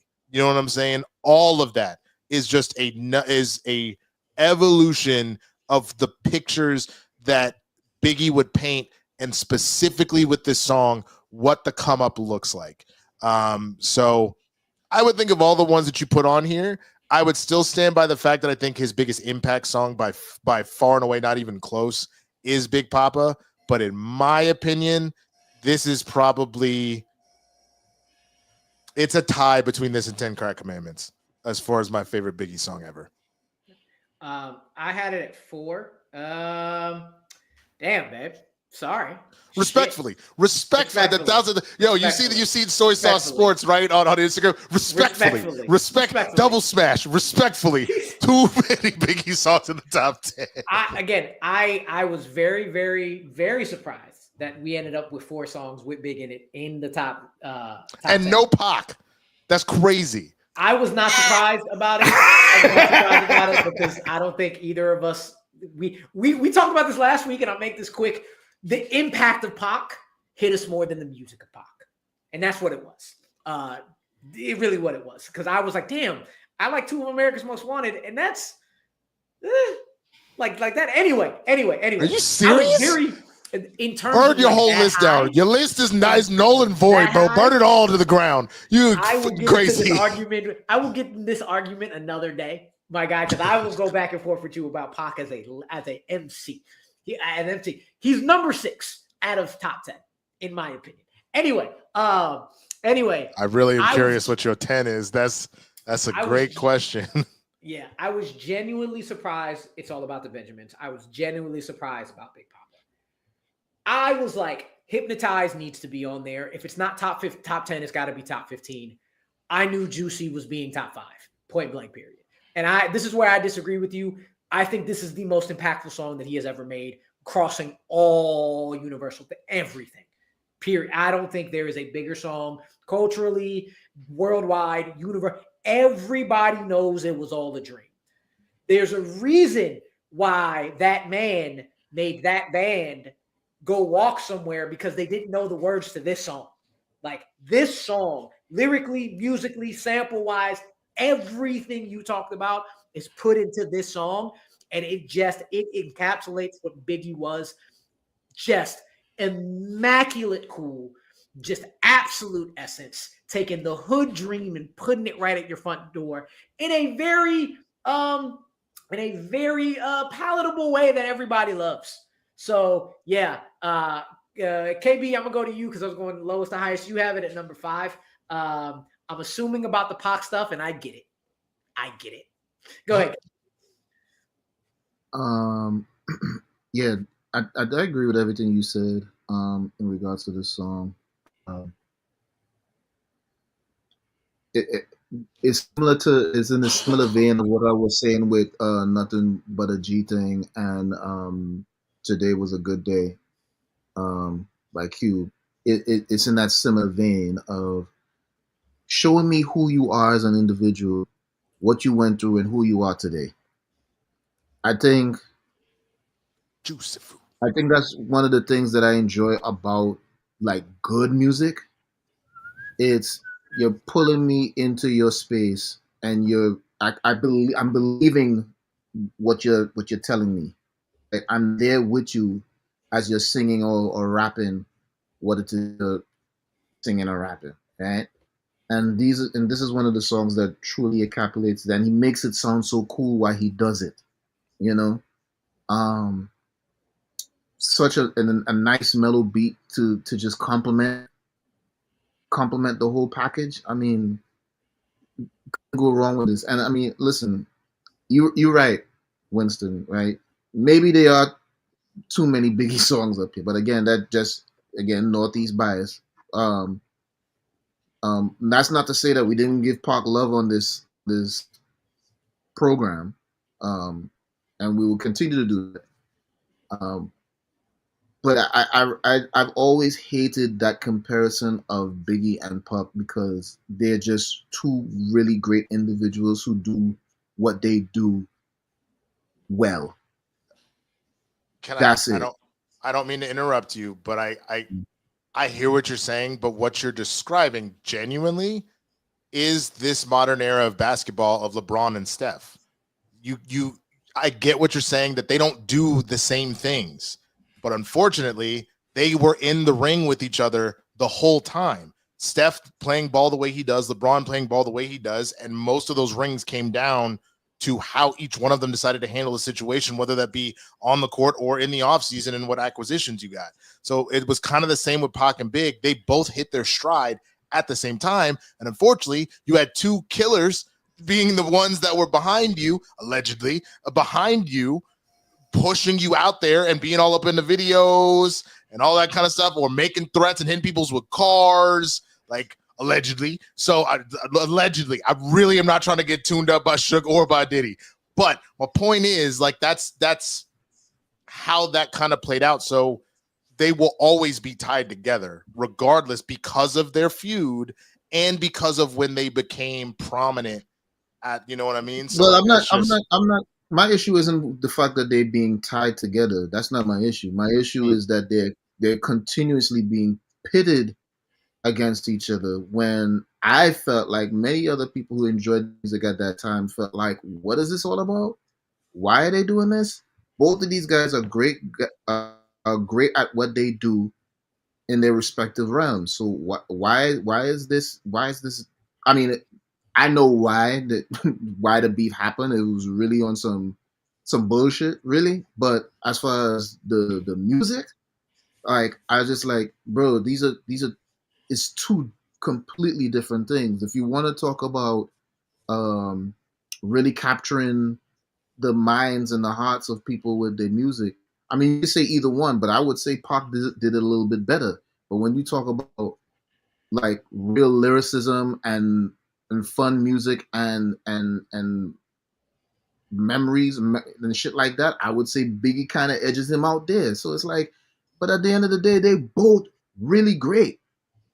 I just, me personally, I just never really bothered to go back and forth with people about that because you're gonna like who you gonna like, right? But to sit there and be like, well, yeah, he destroys this one, and no, he destroys this one. Nah, you missed me with that debate.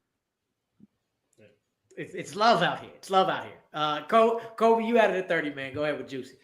Yeah, man. I mean, like, this is the epitome of like cool luxury. And like you said, Rue, this was the hip hop American dream. Like, this was the antithesis to gangster music, right? This was the hope of what you would matriculate into once you got all the gangster shit out your system, right? And I think there's a lot of folks that listened to this record and thought, all right, the track's been laid down. I know what my trajectory is. I think it's a bit foolish and naive, but it gave people hope. This is such a hope-filled song, and it's such like that's a great word for that. That's a great word for that. Really, really is. And everything about it, knowing who this man is, who this young man is. I always had this interpretation growing up that Biggie was old. He looks old. He's like, how old was Biggie? 24, 25. Oh, I thought that nigga was like 40. Everything about him oozed punk energy. He looked right. He looked 30, 35, if I'm being real. Yes. So like so growing up and then learning that he was still just so young. Like I remember where I was at 20. It's granted, like I had like my first kid when I was 24, right? But like I was like, yo, the life that I lived at 24 is very different. Now, granted, I didn't grow up in the drug game and like, did music and stuff like that. But it's just like, I'm glad that he got a chance to record this record. That's wild shit. I'm glad that he got a chance to record this record and at least get a taste of what his dream could be, even though it was ultimately deferred in a lot of different ways, right? And I think that's what like kind of makes this song like it's weird. I don't know what other way to kind of, and yes, there is a battle of always kind of want to tie it to like East Coast, West Coast, because like obviously it's so much tied to his death. Like we can't escape that. But he had so much that we enjoyed while he was alive. We just, similar to Aaliyah, like, man, it was taken so early. You just had this hope of like wanting more. And I think because Pac was older, it's like maybe like he was still young, but like just older in a sense, right? Like it's like, oh, he was able to kind of live a little bit and stuff like that. There's something so beloved about who Big was, and I think what he represented because of the hopefulness of his music. I think it just gets elevated. And I won't say it's like unfair. Like even if we're kind of going back to like sports rhetoric, like I'm a Bron fan. I'm an 80s baby and a 90s kid. I grew up and was at the age where what Jordan did should have been godlike for me, right? But also, I also stated that like I was a football kid, right? Bron was a basketball player who played the game like a football player. I was in, and his greatness is so like stellar to me, right? I don't think that I found a rapper that emulates the career for Bron. So like I get Winston with like you're kind of like I get it, but I feel like there's a little bit of nuances to it. But specifically when it comes to like Big and Pac, I can't say one is discernibly better when regard to like lyricism than the other because their flows are so different. And for me, the way that I interpret hip hop is one beat, lyrics, and then just like resonance. Everything that Pac was on is so different than what I was vibing with, So I don't think that the life that he led had much of a chance to influence me.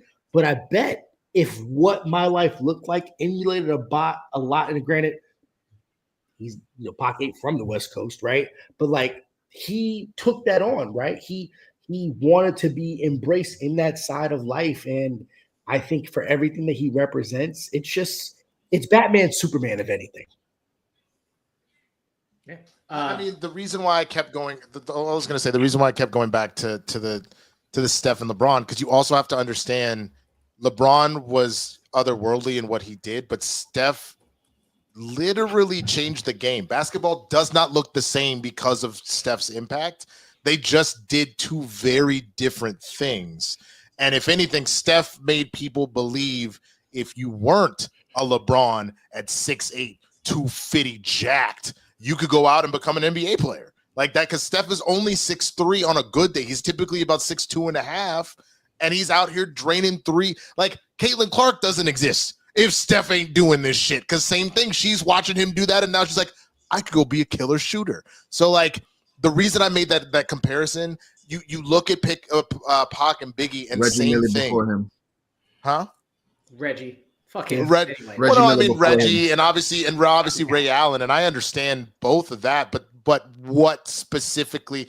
It's the same argument about Bill Russell now we're getting into basketball fully, so like that's not helpful. But the reason why I kept making that comparison is because that's kind of similar to what happened with Pac and Biggie as far as their various careers and impacts and what that kind of looks at. I think a lot of people tend to look at Pac more as LeBron of the two, even though Pac is obviously the smaller, and they look at Biggie more as the Steph, where a lot of what Biggie was doing kind of changed the game a lot, whereas they look at Pac as this like crazy, Mount Rushmore idol, whatever. Whether that's accurate or not is a whole other conversation. But you know what I'm saying? I just think that Biggie's impact was the fact that Biggie changed the game. Think about all the stuff you said about the idea of, I'm not just talking about the cars I got, I'm talking about the journey, and I'm talking about what I didn't have and now where I'm at. You literally said there wasn't a sexier song in hip hop. That was out of your own mouth as well. So that's what I'm saying, is that that Biggie was essentially the Steph Curry of hip hop in the 90s, man, and he changed so much from the short time he was around. For real. All right, so I mean, this is the last episode. I knew this was the only one going 2 hours because we're talking about top 10, and we're at number 1. I guess it's a good thing I'm sick. I would have been late as fuck to rehearsal, bro. Oh man. So we're at the number 1, and when Kobe's number 1 hit, I gave him full screen. That was Can't Tell Me Nothing. When my number 1 hit, that was International Players Anthem, and I went full screen. KB. Cash rules. Yeah, this was completely full bias. This wasn't even Northeast. This wasn't even like a Northeast, West Coast, Southern, Northern. This wasn't like anything specific. This was just straight bias, right? Wu-Tang's impact in hip hop cannot be denied. Period. The fact that people recognize that logo to this day. They got t-shirts, hats, posters. They right next to the Bob Marley t-shirts and posters and the Pac t-shirts and big t-shirts and stuff. Like, you know how hard it is to get to that level in any genre?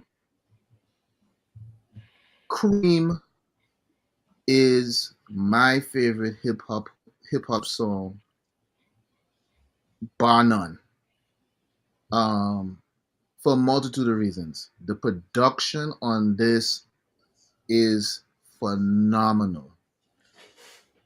I can't stop. Like, if you just gave me just the beat alone, I'm rocking out to this for hours. Don't ask me to explain why. I can't explain why. This is just the control that this song has on me. It rules everything around you, you might say. Yeah. When this song came out, that acronym spoke really true for me and what I was dealing with at that time. And I was at a crossroads, for real. And I could have went left or way left, but I chose right. And to this day, this song is my ringtone. Like, that's how much I love this song. Okay. The stories they're telling in this song literally helped me change my direction in life. Because I was this close.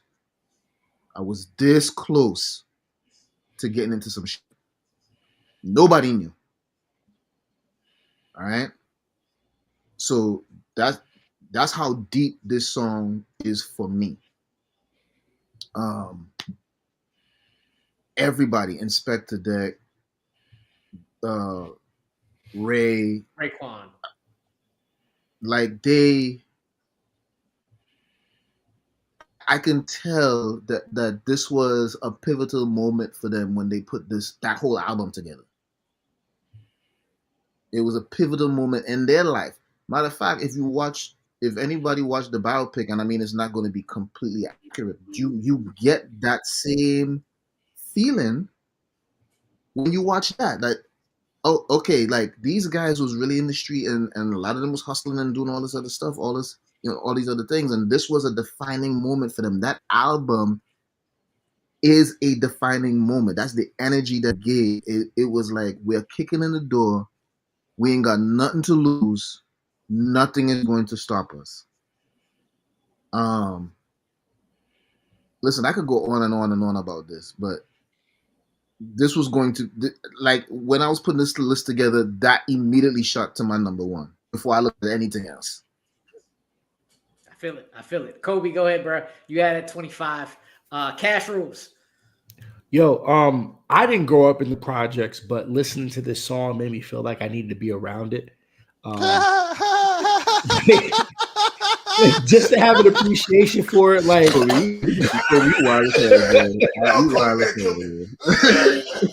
I was hood adjacent, right? Like growing up in Miami, hoods are very different. But when I was set up north to go back to Yonkers, like I grew up in Glenmore Gardens, second unit on Ravine Avenue, 100 feet away from the Hudson River, and there was School Street, there was Mulford Gardens. You had the chicken coops, and like that was essentially like the projects. My mother lives, and literally the name of the housing project is Slow Bomb.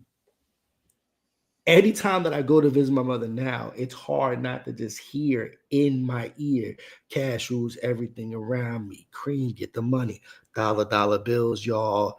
And the unfortunate truth is how real that song is, that in every way, especially growing up as a Black or brown kid in America, that money moves, motivates, manipulates, masters you in every single way of your Black life, whether we like it or not. And there's no escaping it. There's so many truths there, and that like cipher kind of foundation, and just like there's something chilling about the music where it feels like this kind of like almost ghost story that's being told, but like you're so invested into it, right? I don't know. I'm trying to think. I think maybe this must be the most iconic the keys are on a hip hop record outside of I Got Five on it.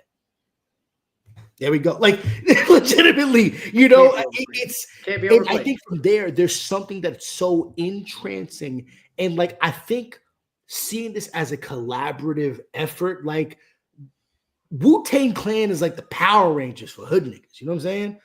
Like it really is. There was a bunch of Black Rangers all coming together. They have different power sets when they flow. And nigga, I hate you. I genuinely hate you. And they all throw up the woo as they go.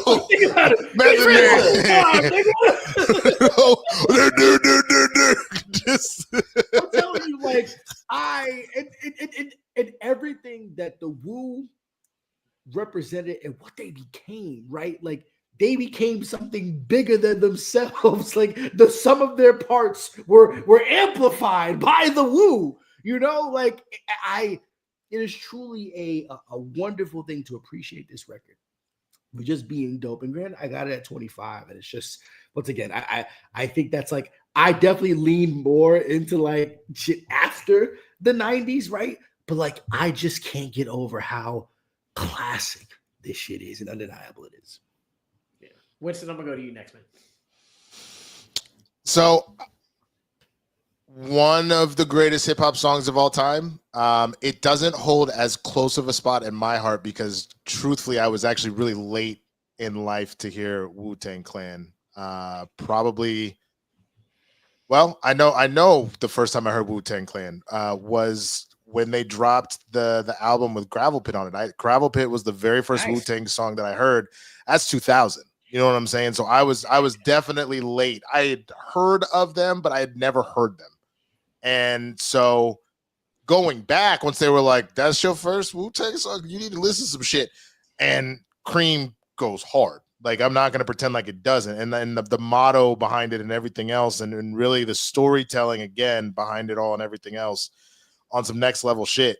And this is one of those songs that really put them truly on the map beyond anything else. But yeah, as much as I love this song, and I do love this song a lot, I just check out my gravel pit, like that, just like that whole shit, and like the breaking with RZA to like giving us like okay, like cutting the beat like a fucking DJ and shit, and just be like just throwing in his shit in. That's just gonna be me, but I don't blame anybody for making this their number one of all time. I think that I'll be honest, of all the songs that were on here, this is the one that made the most sense to be in top 10 out of all of them. Like the most sense. It doesn't mean that the other ones don't deserve to be, but it makes the most sense. And on top of that, it's the song that, like, I was looking at him, I was like, if it isn't Cream out of these 10, they smoking crack and they just not telling nobody. That's all that is. They were hanging with ODB for a little bit. That's what that is. RIP. But this is one of the greatest songs in hip hop history. I agree with that. Yeah, when I saw, I was the first one to see the finalist, and when I saw Cream was number one, I was like, yeah, makes 100% sense of who we got on here and just songs in general. KB sent me like a meme or a video yesterday talking about like going to the South and asking who's better, Outkast or Wu-Tang. And I was like, man, you in the South, everybody gonna say Outkast, 100%. More or less. Yeah, but my answer is yes, because both Outkast and Wu-Tang, they are just top tier everything. And Cream, Triumph is my number one song from Wu-Tang. Cream is easily, objectively for me, the number one song. Can I give a baby pushback on the comparison? I understand that it's just going to the South. That there's such a difference though between rap groups and rap duos in the sense, you know what I'm saying? That's so the like I said yes. So that's like to be honest with you, a better comparison if you're gonna do that is to compare Wu-Tang to NWA. You know what I'm saying? Yeah, like that would 100%. make more sense because groups just function differently than a duo does. A duo is pretty much both of us are gonna go at least a verse and maybe go back and forth on two. Whereas when you have a group, especially with Wu-Tang, since they got more fucking people in their group than the Waynes have siblings, you literally have no idea who is going to be on a track at any given time and be able to go through. You know what I mean? So and that goes to the one point I wanted to make because everybody else talked about how great this song is. Like I said, Triumph is my number one song from Wu-Tang Clan. I love Triumph, but this, it being number one, makes the most sense. You forget that outside of Meth being on the court, there's only two dudes on this song. yeah, like there's two out of all 9, and probably I know Jake, you say Ghostface. I probably argue that Ray and Inspector Deck are probably the two most talented dudes in that group. Lyrically, I said lyrically. I get it. Overall, there's the ODB has a shot. They all actually. Me and Mariah go back like babies and pacifiers. Meth has a shot. They all do. At least personally, I think the two best straight up and down lyricists though are Ray and Inspector Deck. And the fact you can put those two on there. See, I would forget that it's a Wu-Tang song, and you forgot that the other 9 are on there. Like there was a point in time in life I was like, "Hold on, there's only 2 dudes on this song. What? Just 2?" And those 2, yeah, this song is fire. But go ahead now, yeah, go ahead. Like those are my 2. Those are not my 2 favorites. But I thought it was only. But you got 3 in here. I mean, you got Oh, I'm Meth, looking you at got gravel meth- pit. I'm you- looking at you gravel got pit. meth- My fault. You got meth on the chorus, and that's it. You got It's yeah. just Let's those see. two and meth on the Ray, chorus. meth, inspect the deck. Yeah, you're right. That's it. And you Yeah. forget. And that's how hard the song goes and how much it encapsulates all 9 of them. With you put 2 dudes, let them spit the hardest shit you've ever heard up until that point. And maybe you hear something harder than that, but it's gully, it's gangsta. And Meth being the dude who probably has the most not over the top swag, because Ghostface swag is absolutely on fucking 10 with that damn eagle fucking That's what I was gonna bracelet say. he Like, I has. think for me, man, it goes probably meth, Ghostface, inspect the deck, Raekwon. And honestly, I probably would listen to Meth and Ghostface over those two before anything because of more than just lyricism. But swagger, flow, everything. But all of them are hard. And Oh, just the absolutely. fact- Absolutely. all of But them- that's literally the problem. You said they're the Power Rangers of niggas. Now it's like, well, which one's your favorite Power Ranger? I mean, Tommy go hard, bro. But sometimes Jason was kind of doing his thing. And then Zach was out here doing the hip hop keto and shit. He was like, I'm gonna go ahead and do some breakdancing on these putties, my nigga. Like, it just depends on the day. If that was the episode, it was Happy Birthday, Zach, you're gonna be like, Zach's my nigga. But if it's the day that Tommy finally becomes good, you're gonna be like, I mean, so it really depends. And honestly and truthfully, that's a good analogy because that's one of the things I did like about that group as well. Is like you never know what to expect on the next song. You didn't know who was going to do what on the next song, but you knew whoever it was, they was repping for the Woo, without 100%. a shadow of a doubt. And Real quick, going back to what you were saying earlier, Rue, about the that I sent you. Like, those are the arguments that I don't like, right? What? Because where they were saying which one is better, Wu-Tang, or where they were asking people in Atlanta, which group was better, Wu-Tang or Outkast. Like you're not doing that to create any real discussion about hip hop. You're just doing that to bash and shit like that, like just to be negative. Like those are the type of things I just can't co-sign at all, you know. But the answer is yes. So KB, let me ask you this, because this is something I've been pushing back on a lot of streams where we start talking about movies and things like that, and people will just go, "Hey, yo, Superman was trash." I was like, "Would you like to expand on your answer? Like, why did you find it not good?" And they're like, "It was just bad." Well, then you are literally talking out of your ass, and you have nothing to go with. If somebody said, "Which group do you personally think is better, Outkast or Wu-Tang, and why?"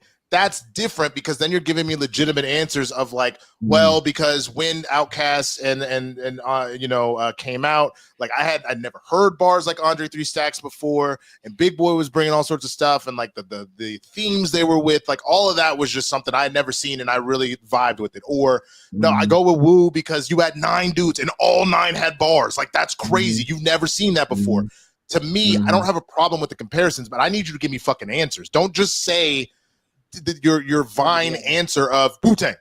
Outkast. Well, no, Outkast, I mean Wu-Tang. the answers were kind of rooted in just flat out saying that these we're suggesting that the opposition just wasn't that good, and it's like, let's stop the cap, right? Like saying, okay, yeah, we can agree Andre 3000 is a phenomenal rapper. But then when you start saying, "Oh, he wipes his ass with Method Man and Raekwon and all," it's like, yo, relax, yo. What you're describing, and that is something that I know that it's funny when you get outside of the black community. People a lot of times will say, "Dude, black people are mean," or "Black people are like fucking intense," because we speak in hyperbole. Like it's nobody's business, and that comes from the culture that hip hop has done and everything else like that. We're storytellers, so I hear exactly what you're saying. That is the problem: is to immediately go, Andre 3000 wipes his ass with Inspector. Yeah, that's crazy. That's a crazy statement, but that's just how we fucking talk, and it's a problem. And not for nothing, the other reason why I stay out of conversations when they go in that direction, because I came up in an environment where people literally got shot and stabbed over shit like that. Over stupid shit like that. I agree. Yeah. I'm gonna end it on this, because you talked about like the shirts and everything on Wu-Tang. Last summer, I was walking around uptown Charlotte, waiting on something, and went to got food. Somebody randomly painted a W and put Wu-Tang is for the children on the side of a brewery, and I still have that shit on my phone, and it's the truth. Wu-Tang is for the children. It's number 1 on our list. Fellas, we made it. Winston, I thank you for being on the longest episode. I figured it would be since it is 10 to number 1. I'm going to give a little recap for anybody who came late. It was a good day. It was Winston's words. It was a great-ass day. Number 10, Ice Cube. Number 9, Don't Push Me because we close to the edge of number 1, The Message. No Diddy, it's Puff Daddy, and Lil Kim just killing everybody on It's All About the Benjamins. 15, 30, 37, 38, but then 45, 47. All About the Benjamins is absolutely hilarious. I thought that was from Lotto Ticket, bro. No, I 100. You don't want to get over your All About the Benjamins. I promise you on that one. No, I know, but I thought him reading off them numbers. That's from all. Have I just not seen it in that long? 100% All About the Benjamins. Yes. 100%. One of my favorite movies ever. But anyway, yeah. Number 7, Hypnotized. Not the first time we're going to see Biggie. He was on here a lot, but hey, it is what it is. Wait, give us what he says when you want some water, Winston, DMX.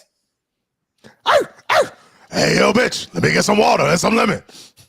Number 6, Rocking Out with the World. 1, 2, 3 into the foe, but it was number 5. Nothing but a G thing. Maybe not the sexiest, but the Mackie, the most Mackie. You talking to your girl, having a good night. Big Pop at number 4.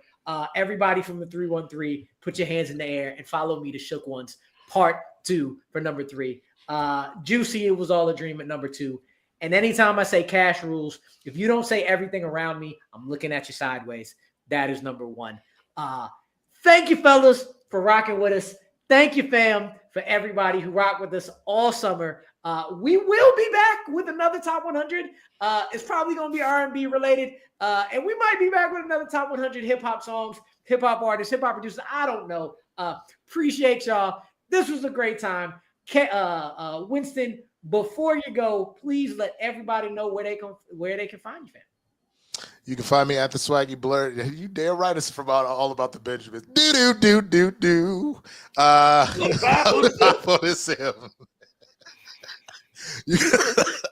You can find me at the Swaggy Blurred on all platforms, man.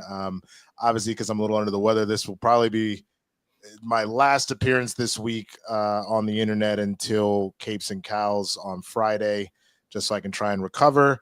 But youtube.com/Swaggy Blurred, twitch.tv/Swaggy Blurred, and then on all platforms, you can check out my socials, and I'll let you know when I have a new video up or I'm live or things like that. Thank you for having me, gentlemen. Yeah, I appreciate you going through that new strain of COVID for us, man. I do greatly always appreciate you when you join us. I'm about to go get some soup, nigga. Damn. Please do. But like always, we're going to finish it off like we always finish it off. Russell Westbrook, take us out.